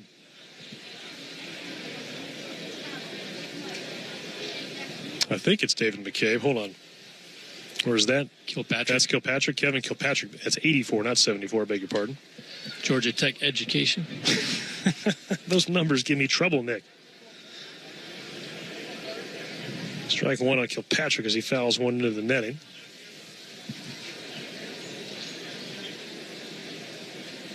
Soto a deep breath. The lefty's 0-1. Fastball leaks inside, 1 ball and 1 strike. So it was home to the White Sox there in the 90s, Nick, which means in 1994, one of the White Sox players in camp would have been Michael Jordan. 1-1. Inside, 2 balls and a strike. So this is where Michael Jordan had his spring training 30 years ago now. I actually had no idea that they played here, period. Well, I'll worry about the history. Just make sure you got the right hitter at the plate. Okay. 2-1. Kilpatrick raises the elbows out of the way. 3 balls and a strike. I did get new glasses. They look good. Thank you. 72, Jake Diekman warming for the Braves. But, Terry Francona wound up managing Michael Jordan that year in Birmingham. That story's been told plenty. 3-1. His ground ball bounced deep in the hole at short. Backhand chance for Soto, and across the diamond, he beats Kilpatrick by a step. 2 away. Braves leading 11-2. But then in 1995, Jordan reported again to spring training, Nick. And again, who knows if this is truly the reason why he discontinued his baseball career and went back to basketball. But, in spring of 95, that was the strike shortened season. It was a pitch on the outside corner 0-1 on David McCabe. Well, when that happened, Jordan felt like his development was going to get stunted, and so 8 days later, he went back to the NBA, the 0-1. Inside, 1 ball and 1 strike, and he also refused to cross the picket line. He had such respect for the players' union. Could you imagine? On the baseball side, yes. If Jordan, crossed the picket line. Already guys who are a little uneasy with him getting the opportunity anyways. The 1-1 is low, 2 balls and a strike. He would never do that. No. But yeah, this was where Jordan first put on that White Sox uniform, right here in this stadium. A 2-1. It's outside 3-1. I think he's more remembered for his work in the Bulls uniform. You talk big picture, though, Nick. Yeah, for sure. Not Wizards? No, not the big 45. Not the Wizards? Not the Wizards. Well, it depends. If you're a young Wizards fan there around the turn of the century, I don't know. I mean, you had to be excited about it. Maybe you do see Jordan in a Wizards jersey. 3-1. Off the end of the bat, a bouncer out to second, handled by Gordon. He unfurls to first. It's a 1-2-3 inning for Gregory Soto. Time to stretch here at Ed Smith Stadium in Sarasota, Florida. It's the Braves 11, the Orioles 2. Give me directions to Truist Park. Getting directions. Would you like to add a racetrack freeze blast to your route? Ooh, yes, please. Updating route. Now getting on fast track. Amazing. Don't let a pregame pit stop slow you down. Take the racetrack route and get on the fast track to game day with a cold, refreshing freeze blast. Racetrack, proud partner of the Atlanta Braves. Hey Braves fans, spring and warm weather are officially here, and you know what that means. Bugs, termites, mosquitoes, ants, and roaches will be out in full force. Luckily, you can trust the pros at Arrow Exterminators to keep your home pest-free inside and out. Arrow Exterminators protects homes and businesses and is the official pest control provider of Truist Park and the Atlanta Braves, so you know that you're getting the best from the best. To set up a free pest inspection, call 888-GO-ARROW or visit arrowexterminators.com. That's 888-GO-ARROW or visit arrowexterminators.com. Spring is in the air, Braves fans. As the Braves get Truist Park ready for opening day, it's time to get your lawn in shape too. As the official partner of the Atlanta Braves grounds crew, Pennington knows what it takes to grow a lush, healthy lawn. With over 80 years of history rooted right here in Braves country, Pennington helps you grow a yard you can be proud of. Gear up for spring with Pennington Grass Seed. Available at the Home Depot. At Georgia Power, we know that energy costs are an important part of every budget, and we're committed to providing tools and assistance to make a difference. Learn more at georgiapower.com/myenergy. Score still stands 11-2 Braves as we head to the bottom of the seventh inning. New pitcher for the Braves, Jake Diekman, the lefty, will be the fourth pitcher of the day. This will be his sixth appearance of the spring. 5 1/3 scoreless, hitting 6 strikeouts last year at 37 years old. Made 43 appearances with the Mets, had a 5.63 ERA, but has had a pretty good spring so far. Begin by facing Heston Kierstad,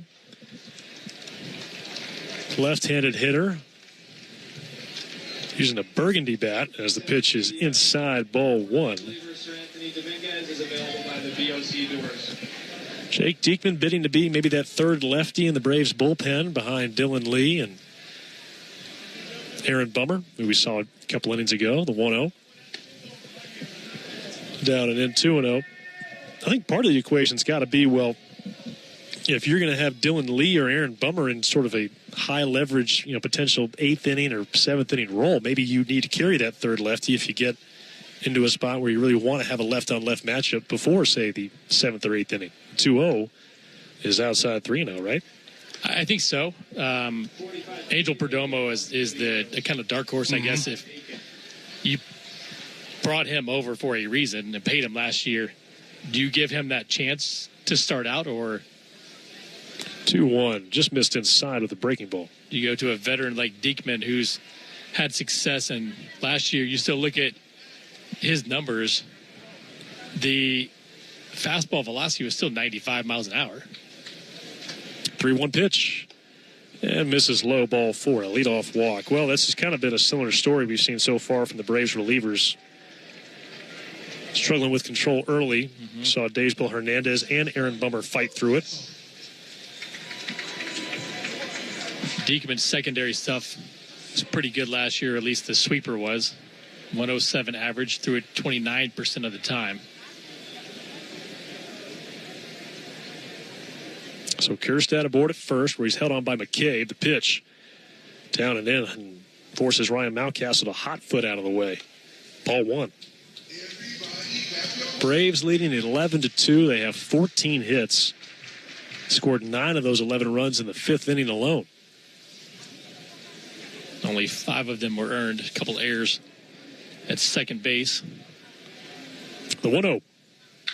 Swing and a fly ball cranked deep left field. That is sailing beyond the bleacher seating and way out of here. A 2-run homer for Ryan Mountcastle.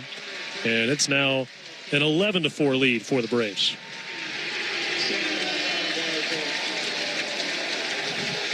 No doubter. Way out of here to left field.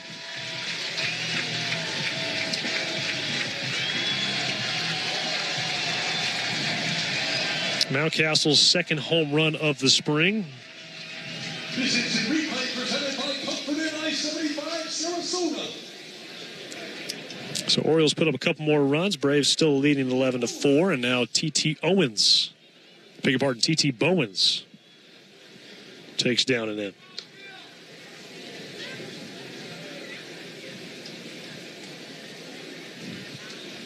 Walks continue to hurt. The 1-0. Swing and a miss. 1 ball and 1 strike. Yeah, half the Orioles' runs they've scored today have reached via a walk. And a bases loaded walk in the 5th as well. The 1-1. Inside, 2 balls and a strike. Yeah, that drove in the second run. I beg your pardon, the first run of that 5th inning. 2-1, bounced left side, charging Cairo, throw to first in time. And Bowens is retired. I look at this Orioles lineup, and Mountcastle comes in the back of this game. Good player last year, 271, 13 homers. They're missing Gunnar Henderson right now. You've got guys that can play all over the place. Versatility is huge. They have some real talent on that offensive side. First pitch to Dylan Carlson is high, ball 1. Yeah, where do you think they stack up in the American League East? I feel like just in general in baseball, I think the offense has to be one of the top offenses in the game. Look at the numbers last year, 235 home runs, second in baseball. The 1-0 in for a called strike. That's what made last year's second half for Baltimore so bizarre. They were 58-38 in the first half, 20 games over 500. In the second half, they were a 500 team, and it was largely because they weren't hitting. The 1-1 is high. And I'd have to look at the numbers on each individual, but you have a lot of young guys, period. Some guys underperformed even though they had good years.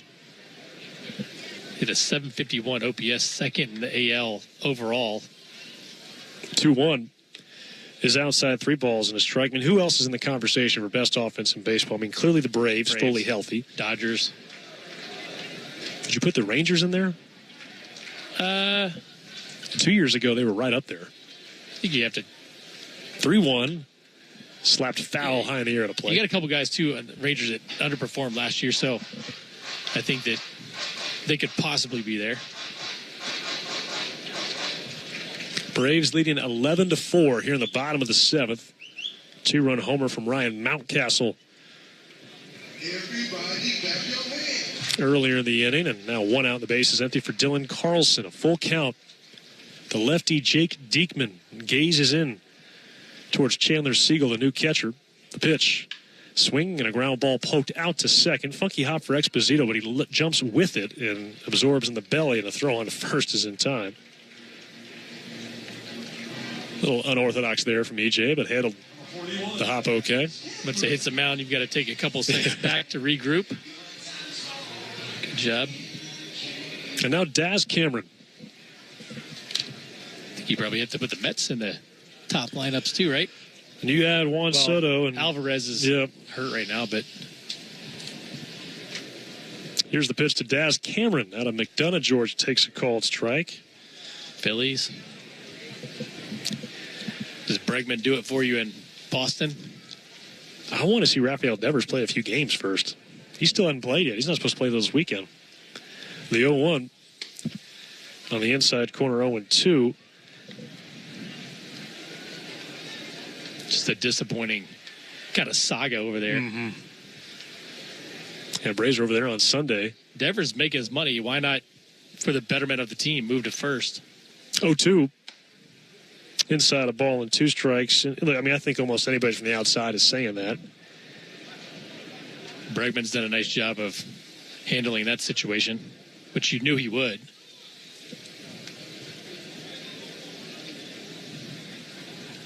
One-two pitch. Inside, 2-2 as Cameron has to kick his back foot out of the way. For me, Nick, the only reason I would say maybe it's a little more complicated than just moving Devers over to first is because Bregman's really only tied there for 1 year necessarily, and Devers is there for a while as the 2-2 is through the back door in for a called strike. And Jake Diekman gives it the 2-run homer, but after that settles in, retires the next 3. One thing's for sure, Austin Riley will be at third base for the Braves come opening day. We go to the 8th. It's the Braves 11, the Orioles 4. The Atlanta Braves Spring Training Series Behind the Braves, presented by Global Payments, is back for the 5th season. Hear from your favorite players and meet the new faces as they get to work in spring training in preparation for the 2025 season. Plus, enjoy exclusive interviews and go behind the scenes to see the team like never before. New episodes drop each week on YouTube.com/Braves and locally on Peachtree TV and Atlanta's CW. Atlanta Braves Baseball. We are Braves country.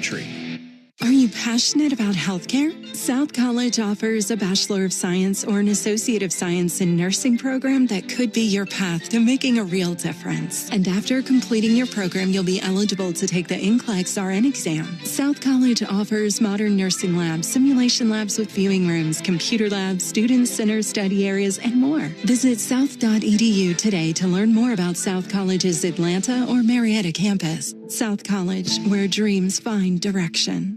With the crack of the bat and a swipe across the chest, fans are reading the signs. The Atlanta Braves are back for another winning season, and with them is Simply Sport CBD, proud hometown partner of your Atlanta Braves and your hero in recovery. Whether you're warming up for the big game or cooling down after a workout, Simply Sport CBD supports your recovery, helping you to get back to your best life faster. So gear up with the Braves and Simply Sport CBD. Visit simplysportcbd.com to gain that hemp field advantage. That's Simply Sport CBD, your partner in peak performance. Orioles score 2 in the bottom of the 7th by a home run from Ryan Mountcastle. Makes the score 11-4 Atlanta.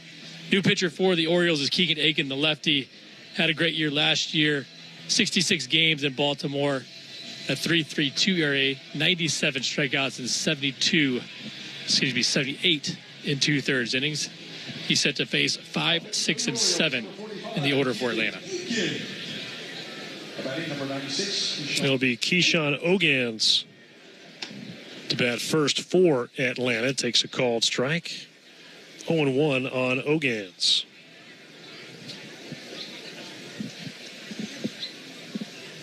Aiken fires, and the pitch in the dirt, ball 1. Nick, we were talking about the history of Ed Smith Stadium earlier today, and it was the home to Michael Jordan's spring training in 94 and 95. The 1-1 is high to him, but it was built in 1989. It was built on top of a landfill, which isn't all that unusual. There are a couple other ballparks down here in Florida that were built on repurposed landfills.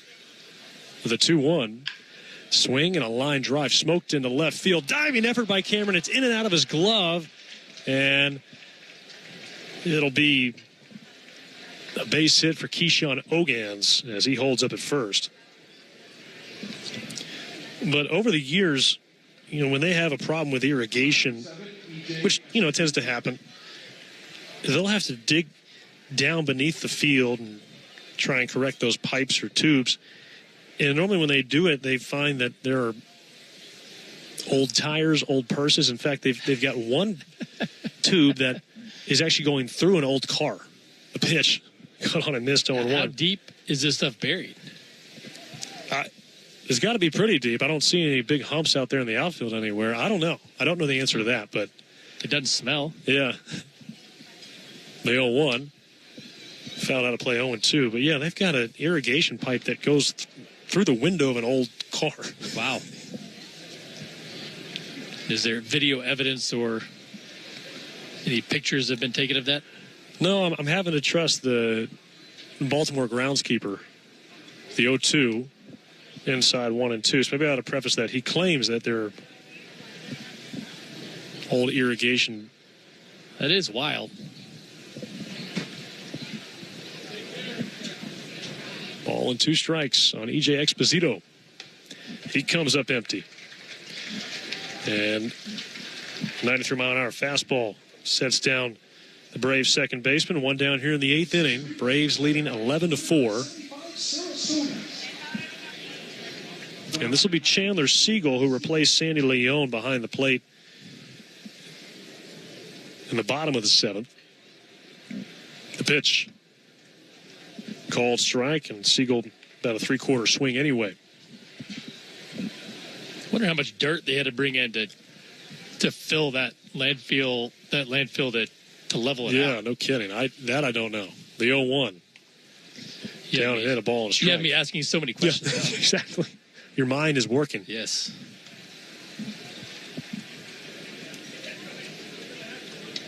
Braves have 15 hits today. Orioles have just 3. 1-1. Whacked foul high in the air out of play, a ball and 2 strikes. Braves will head to Clearwater tomorrow, where they will face the Phillies at Baycare Park. It'll be Anderson Pilar starting for Atlanta, and Christopher Sanchez on the mound for Philadelphia. He's nasty. 1-2. Swing and a liner smoked into the netting above the first base dugout. Still 1-2. It feels like he's moving higher and higher up on that rotation ladder for Philadelphia. I mean, obviously you've got Zach Wheeler at the top. The 1-2 is down and in, 2 balls and 2 strikes. But Christopher Sanchez, I mean, he's a lefty who's beginning to take on that mantle as one of their top 2 or 3 starters. I like him a lot. I actually liked him when he first came up, but he's gotten better. 2-2 in the dirt, smothered behind the plate by Basayo. Gotten better since he's been in the big leagues, but they signed him for a nice extension as well. The stuff's really good. If I'm not mistaken, the velo ticked up for him last year too. Nasty changeup as well. 3 balls and 2 strikes. The pitch. Swing and a fly ball. Well struck, deep left center field. Carlson's going back. He's looking up, and it's out of here. Chandler Siegel blasts one out towards the batter's eye, and the American flag just left of straightaway center. And it is now 13-4 Braves. It's got to feel good. These young kids taking advantage of an opportunity, not getting cheated. 3-2 fastball demolished to left center field. And that is now 5 home runs today for Atlanta, including 2 from Michael Harris, Nick Allen and Sandy Leone, each with 1, and now Chandler Siegel. Here's Matt Batten. Takes a called strike, 0-1. For Siegel, came on a 3-2 pitch. First home run, 3-2 pitch. So first home run for Siegel this spring. Coming off the bench and replacing Leone. Aikens 0-1. Swing and a foul off to the right.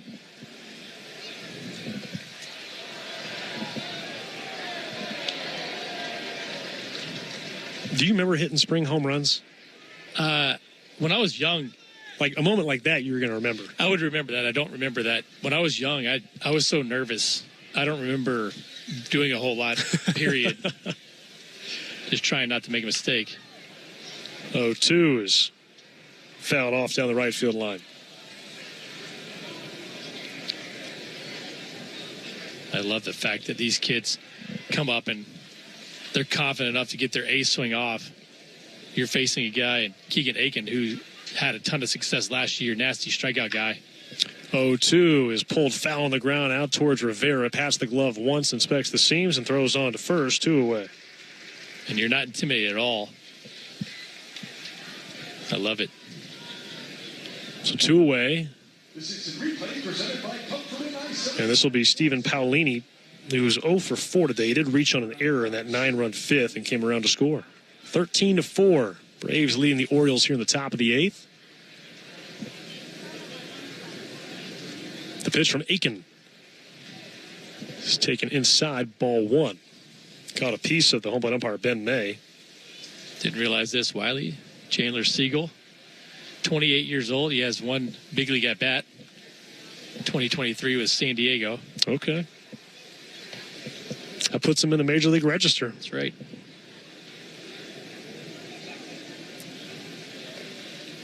And the pitch. Fouled out of play. And that'll land about 5 rows into the green chairbacks. Take 1 high hop into the upper section, all the way into the shadows. Count says 0-2. Was that first pitch called a strike? Not sure. We're about to find out. Yeah.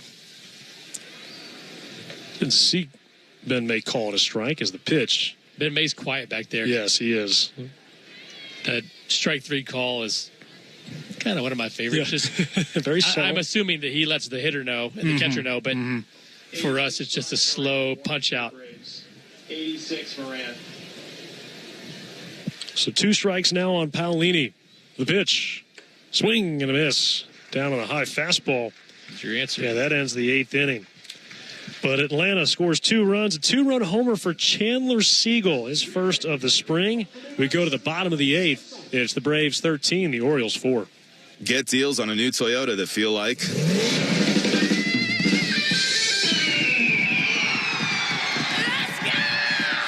Visit your local Toyota dealer for the Ready, Set, Go event. Get 1.99% APR for 36 months on a new 2024 Toyota Tacoma Hybrid. Offer valid through March 31st, 2025. Zero down for well-qualified buyers with approved credit and financing through Southeast Toyota Finance. $28.64 monthly payment for every $1,000 finance. Excludes tax, tag, registration, title, and dealer fees. See dealer for details. Toyota. Let's go places. Hey Braves fans, Onward Reserve is your hometown team for top-line casual sportswear. Whether you're out on the golf course, going to dinner, or enjoying some baseball at Truist Park, Onward Reserve's clothes are the perfect fit. With 12 retail locations throughout Braves country, Onward Reserve is proud to help you get to the game in style. Swing by the Braves Clubhouse store for exclusive designs made just for the A. Visit us online at onwardreserve.com. Proud partner of your Atlanta Braves. A musician with technical knowledge can play all the right notes. But one who cares enough to play from the heart gives music soul. At Truist, we believe the same is true for banking. Because when you work with someone who knows a lot and cares even more, you're unstoppable. Truist, leaders in banking, unwavering in care. Start feeling unstoppable. Visit truist.com/care. Truist Bank, member FDIC, leading based on top 10 U.S. commercial bank. The Major League Baseball All-Star Game is coming to Truist Park July 11th through 15th. Find all the details at Braves.com/All-Star Game. The Braves had 2 more runs to extend the lead back to 9 on the home run by Chandler Siegel. In the top of the 8th, they now currently lead 13-4. Here in Sarasota, new pitcher for the Braves will be Brian Moran, the 6'4" lefty. He's going to be the 5th pitcher of the day. He's been in Gwinnett the last couple of years, does have 18 appearances in the big leagues, a 7.94. Last big league appearance was back in 2022 with the Angels. Begins by facing Nick Gordon, who takes a called strike, 0-1.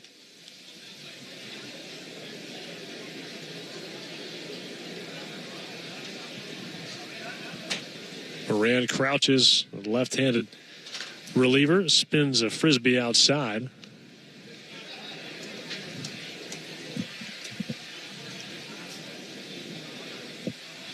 Gordon, his first at bat today, replacing Jordan Westberg. Lefty fires. Another breaking ball misses outside at 68.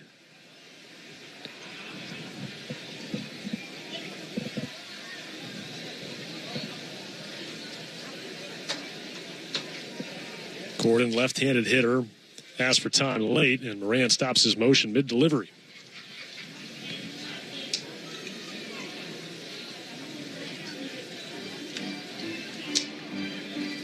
Braves 13 runs on 16 hits. They've given up just 3 hits, but walked 8.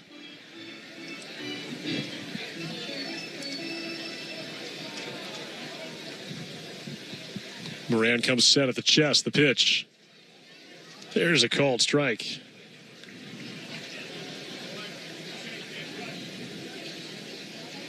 Left-hander kicks again. And fouled out of play.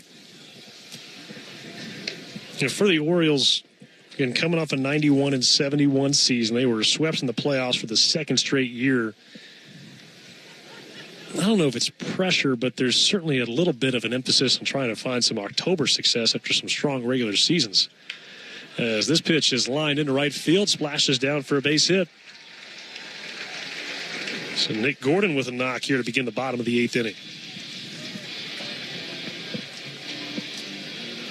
They've been swept the last 2 years in the postseason. I thought, you go back and look at Corbin Burns, but I thought adding that would kind of give them an automatic win. But if you struggle going into the postseason offensively, you don't typically just ramp things back up. And pitch misses outside, 1-0 on Samuel Basayo. I know people want to think that you could just flip the switch in the big leagues, but that's a challenging thing to do. The 1-0. And there's a call strike. On the flip side, it almost felt like Atlanta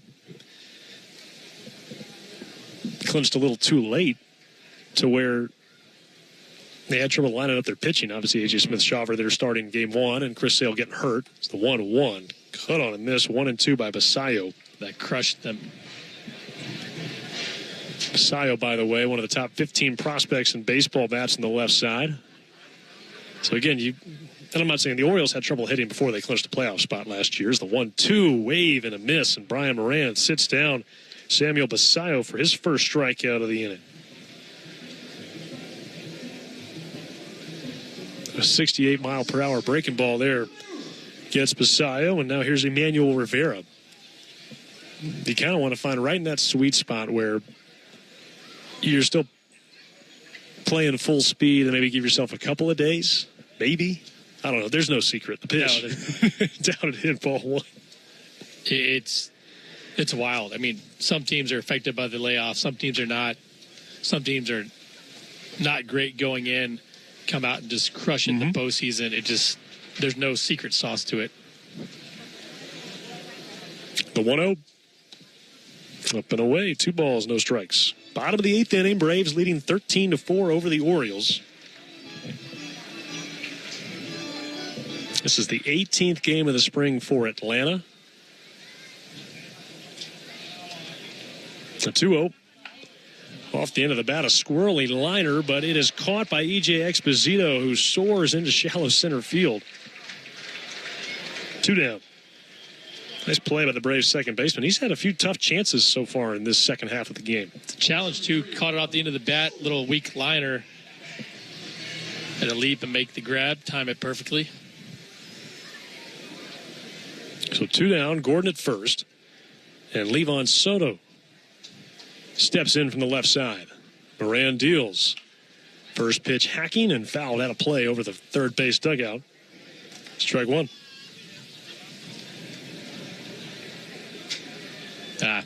I know what happened. What do you got? Cole Reagans against Burns. The 0-1. Fouled weakly out of play over the third base dugout again. 0-2. Let's see. Reagans, 6 innings, 8 punch-outs.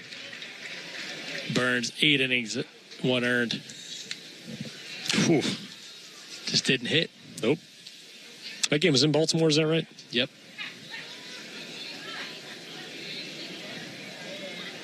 No balls, 2 strikes. Here on Levon Soto. Here's the pitch. And I don't know how that didn't hit Soto, but he has to spin out of the way as that sweeping breaking ball at 66 looked at first like it was going to go behind him, and then all of a sudden it took a right turn and headed back towards the plate. Ball and 2 strikes. McKay backs up off first base. The pitch. Swing and a soft pop. Shallow center. That ball will fall. And on a roll picked up by Kilpatrick. Gordon heads to third. It's a single for Levon Soto. Another dying quail out there. Some weak contact, but got just enough of it to flutter it over the infield. Tough. Moran's breaking ball from the side. 67 miles an hour is tough to stay in and stay back on that. Seen a couple off the end of the bat. This one bloops into center. Warming for Baltimore is number 48. So 2 on and 2 out. Runners on the corners here for Heston Kierstad. The pitch. Misses inside, ball 1.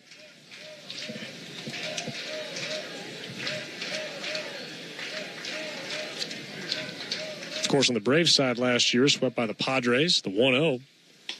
South side 2-0. Kind of peculiar, Nick. This is the second straight season that the Braves will begin the year in the same ballpark that their season ended the year before. Might as well get that West Coast trip out of the way early. 2-0. Here's the pitch. Outside, 3 balls, no strikes on Kierstad. Braves leading 13-4, bottom of the 8th inning. 2 down, and Gordon at third, Soto at first. Moran fires and misses high, ball 4. That'll load the bases.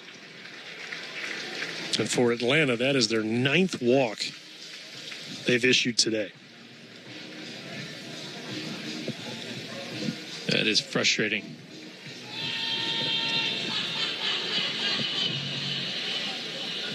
Chandler Siegel out to talk things over with Brian Moran.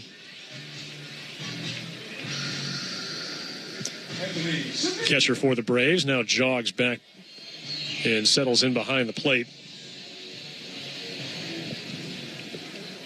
Pitch hitting number 84, Anthony Servideo.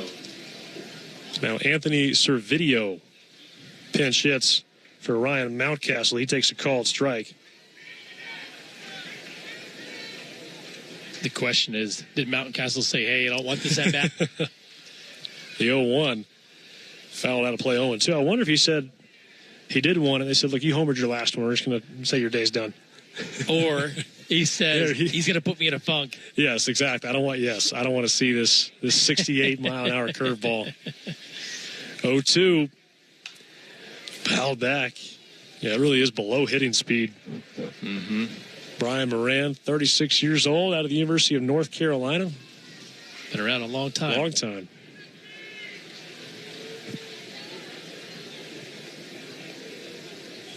Oh, 2 here on Servideo. And he's locked up by a fastball over the inside corner. He lulled him to sleep with the breaking balls and then came in with the 82-mile-an-hour heat to set down Servideo. We go to the top of the 9th. It's the Braves 13, the Orioles 4. At Marietta Eye Clinic, we understand the importance of good vision. Whether it's reading, driving, or playing sports, clear vision is essential. And we have all the bases covered, from annual eye exams and our full-service in-house optical department to advanced surgical procedures and management of serious eye diseases. Marietta Eye Clinic's 35 expert doctors and staff provide award-winning eye care. Pick from one of our 12 Atlanta area locations and schedule an appointment online at MariettaEye.com. Marietta Eye Clinic, your vision is our priority. When you need mealtime inspiration, it's worth shopping Kroger for mouth-watering meals and appetizing ingredients. And no matter what tasty choice you make, our low prices add up to big savings. Plus, you get over $600 in digital coupons each week and up to $1 off per gallon at the pump and points. At Kroger, you always get big flavors and big savings. Kroger, fresh for everyone. Fuel restrictions apply.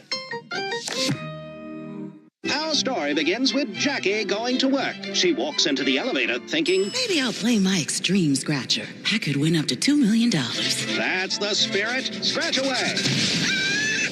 Hot diggity dog. You're up to your eyeballs in cash, Jackie. Oh, no. The doors are opening. Whoa, Jackie? Is that you under all that money? Jackie doesn't work here anymore. Cool as a cucumber. Play the extreme family of scratchers from the Georgia Lottery and win up to 2 million smackaroos. Play responsibly. We head to the top of the 9th. Braves currently lead 13-4. The new pitcher for the Orioles will be Corbin Martin, the right-hander. Pitched for 3 different teams last year.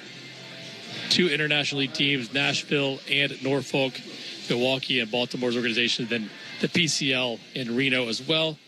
He has 17 appearances in the big leagues, a 6.71 ERA. Last appearance in the big leagues was back in 2022. And now Christian Cairo. Bats from the right side. And the first pitch is taken inside as Cairo has to back up the hips. Ball 1. Fastball at 96 from Corbin Martin. Cairo, Rule 5 pick for the Braves. Lined out to center in his first trip to the plate today. The 1-0. Misses low, 2-0. 13-4, Braves leading. That is a spring training high. 13 runs today for Atlanta. They've hit 5 homers. Nick Allen, his first. Michael Harris hit his first and second of the spring in the same inning, a 9-run fifth. 2-0. Wave and a miss, 2-1. Sandy Leon, a 3-run homer. And then Chandler Siegel, a 2-run blast, just an inning to go in the 8th. Here comes the 2-1 to Cairo. This is high, 3 balls and a strike. But 16 hits so far today for Atlanta. Ian Anderson got the start, gave up 2 runs in 4 innings, but again, struggling with that control. He walked 4 hitters. The 3-1. High ball 4, a leadoff walk. Let's pause 10 seconds for station identification. You're listening to the Atlanta Braves Radio Network. Atlanta Braves spring training is live on WIFN Atlanta, a Dickey broadcasting station, 1340 and 103.7 FM. Sarasota, Florida at Smith Stadium alongside Nick Green and producer-engineer Jonathan Chadwick. I'm Wiley Ballard filling in for Ben Ingram this afternoon. And the pitch. Cut on and missed. 0-1. Titris Dimitru, who struck out in the 7th inning. Using those bright red batting gloves and a burgundy barrel. The 0-1 just clips the outside corner. 0-2. Good fastball at 92 there from Corbin Martin. Crowd has thinned considerably from what we saw at the start of the game.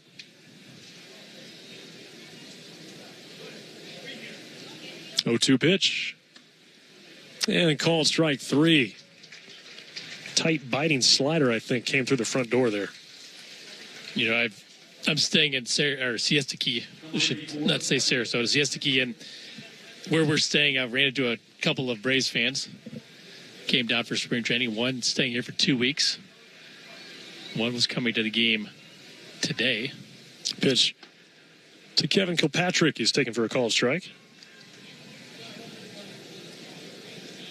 Love seeing Braves fans come out for spring. Did you talk to him? I did, of course.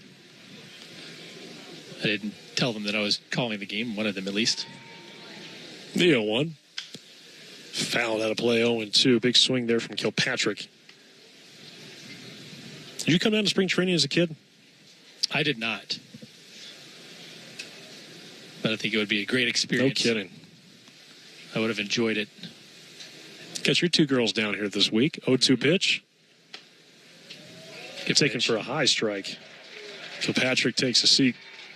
Pretty good pitch. Bent him backwards a little bit as well. Same thing with Dimitru.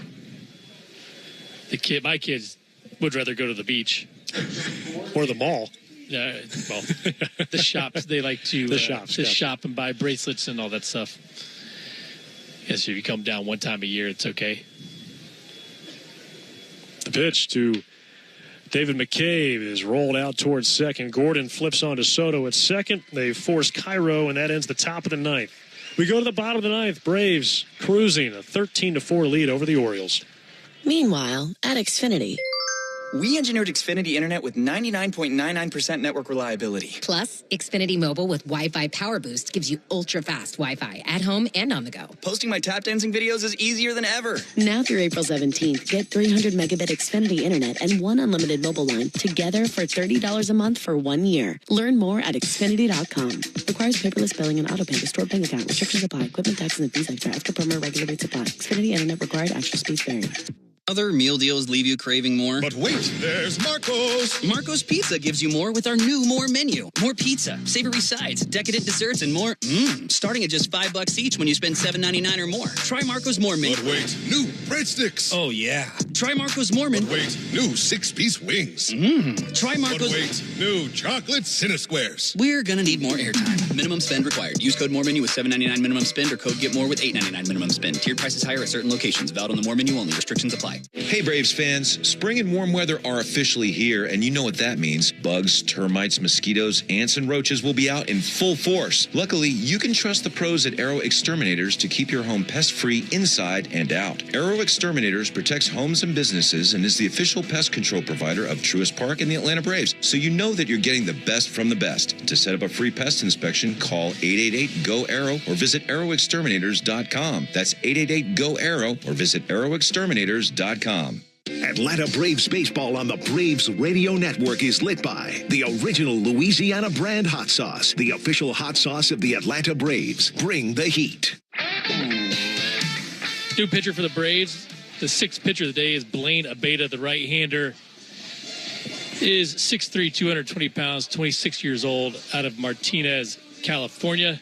Last year pitched in High A and Double A in Somerset. 13 games, that would be Double A, the Eastern League, 6.75 ERA. He's set to face 3-4-5 in the order of 4 Baltimore as the Braves lead 13-4. So T.T. Bowen's going to lead off here in the bottom of the ninth for Atlanta. This would be their 8th win of the spring. And a called strike on Bowens. From an offensive standpoint, what do you look for normally knowing a guy's having a good spring? Is it, purely results, purely contact, anything else? It's hard to base things off just stats. Oh, one outside. What do they look like taking pitches? What do they look like as far as swing decisions? Are they swinging at bad pitches, just getting lucky? Are we barreling balls up? Are we chasing? Are we swinging at good pitches? Confidence is huge, too. I think there are a lot of different things to look at besides the stats. 1-1, swing and a miss, 1-2. How do you react? You have a bad swing. How do you react on the next swing? Can you make the adjustments? Seen a couple of really good adjustments today with Garrett Cooper and Brian De La Cruz. But he looked bad on one pitch. Next pitch stayed in and barreled it up. 1-2, taken low and away.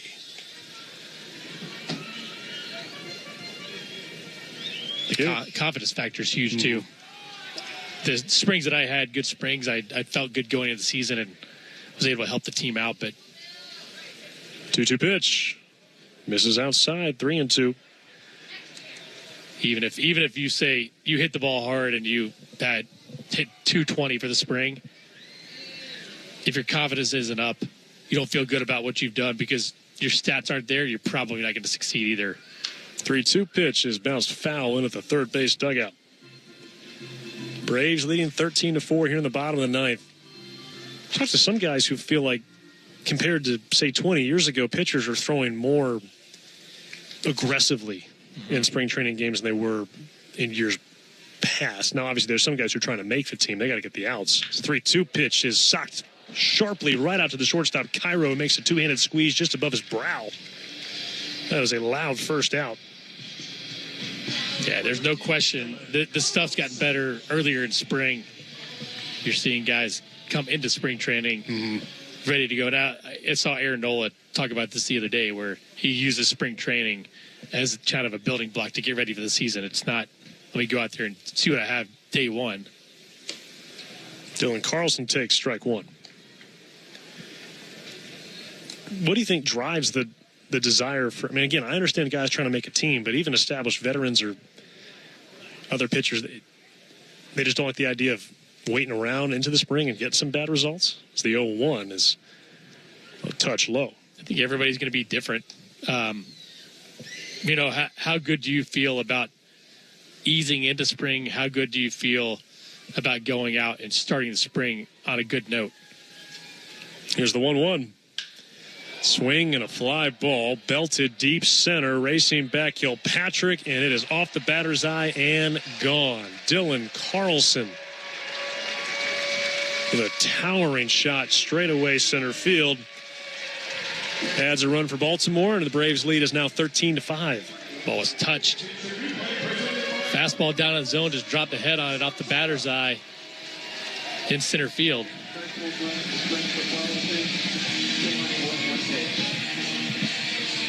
I think that also going back to our conversation, Wiley, every veteran's different too. What's worked for me in the past? Do I want to try something new? Aaron Nola was saying that they've had long postseason runs recently, so he's like, I need a little bit more of a break. The pitch to Daz Cameron is taken inside ball one. I would love to go back and be able to do some more live BP, chase velocity a little bit. 1-0. Fastball in for a strike. Before I got down to spring, not waiting until spring training to figure out how to catch up to that velocity. Blaine Abeda on the mound. Here's his 1-1. And spins a little slider over the inside corner, 1-2.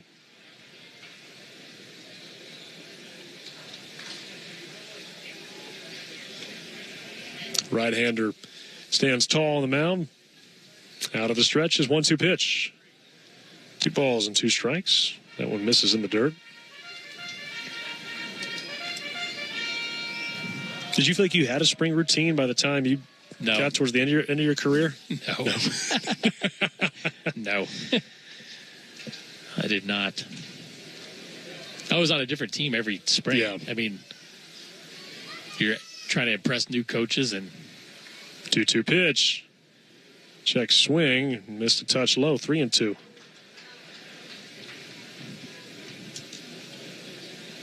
Braves leading 13-5 here in the bottom of the ninth. 3-2 pitch.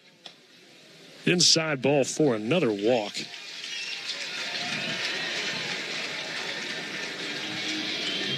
That is now 10 walks Braves have issued here today. They've also scored a spring training high 13 runs, though.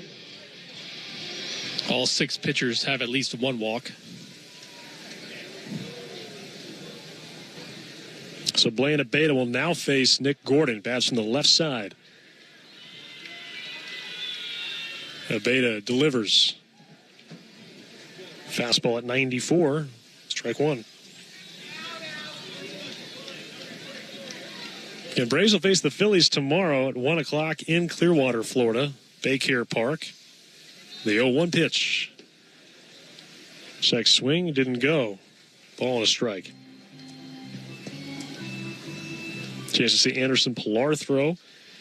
He will get the start tomorrow for the Braves. Bidding for one of those bullpen spots. The 1-1 pitch. Swing and a miss. Fastball at 93 beats Gordon up high. We may not have had a baseball routine. Did you at least have a routine of where you like to get dinner in certain spots? No, because I was too cheap. 1-2 pitch. Strike 3 called in the outside corner. 2 down here in the ninth. Good fastball there from Abeta. And this brings up Samuel Basayo. Wiley, I was trying to save every dime I had. In anticipation of your daughters going to buy things at the shops? Yeah. You know, they're spending every dime I have. So Basayo, Orioles' top prospect, steps in from the left side. The pitch from Abeta. It's taken low, ball 1. Orioles, for a stretch, had the number 1 farm system in all of baseball, but with many graduations, they're now 15th out of 30. Number 1 last year. The 1-0. Up and away, 2-0. And, of course, they've graduated guys. They've had to trade some guys as well. I mean, to get Corbin Burns, they had to let loose D.L. Hall and Joey Ortiz to the Brewers. But Samuel Basayo, extremely exciting prospect. The 2-0 pitch. Up and away, 3-0. I think the only question is, will he stay behind the plate? Well, yeah, that's a good question with the Rushman back there. Kobe Mayo, stud 2. Third baseman, first baseman, number 14 overall. 3-0. And there's ball 4. So a 2-out, 4-pitch walk here in the ninth. You know what's crazy, though, Wiley? When you talk about these farm systems and teams that are really good but maintain a strong farm system, the Dodgers just keep doing it. The Padres keep doing it. It's like crazy. The Padres especially, because it seems like once they have a prospect with a pulse, they're trading him for some major leaguer that can help him. It's the first pitch to Emmanuel Rivera's taken inside, ball 1. Braves leading 13-4, 2 on, 2 out here in the bottom of the ninth. 13-5, I beg your pardon. Carlson with that homer in the bottom of the ninth, and now looks like we got a pitch clock violation. That'll make it 2-0 on Rivera.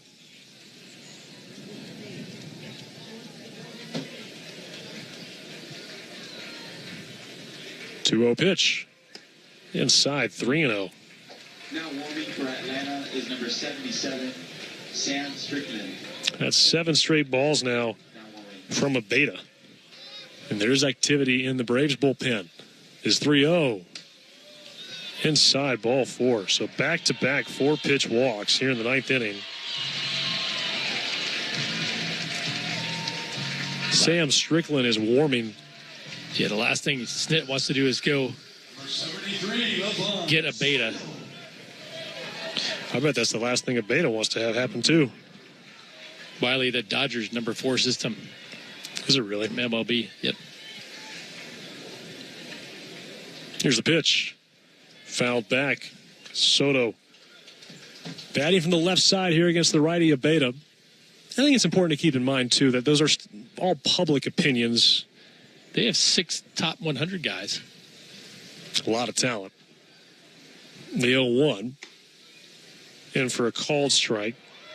Of course, the Braves and every other organization has their own list of who they believe to be the top prospects in baseball. And I think of names like Spencer Strider and Michael Harris, who weren't necessarily at the top of those lists when they came up. The 0-2. Swing and a bouncer out to first. McCabe gives ground, tries to flip to Abeta, who covers first base, and that ends the game. Solo homer from Dylan Carlson adds a run for the Orioles, but they leave the bases loaded. And your final score, Braves take it by a 13-5 margin. We'll be back with more after this. You need all the energy you can get for game day. Luckily at Georgia Power, we know a thing or two about saving energy. We understand that energy costs are an important part of your budget. That's why we're dedicated to providing tools and assistance that can help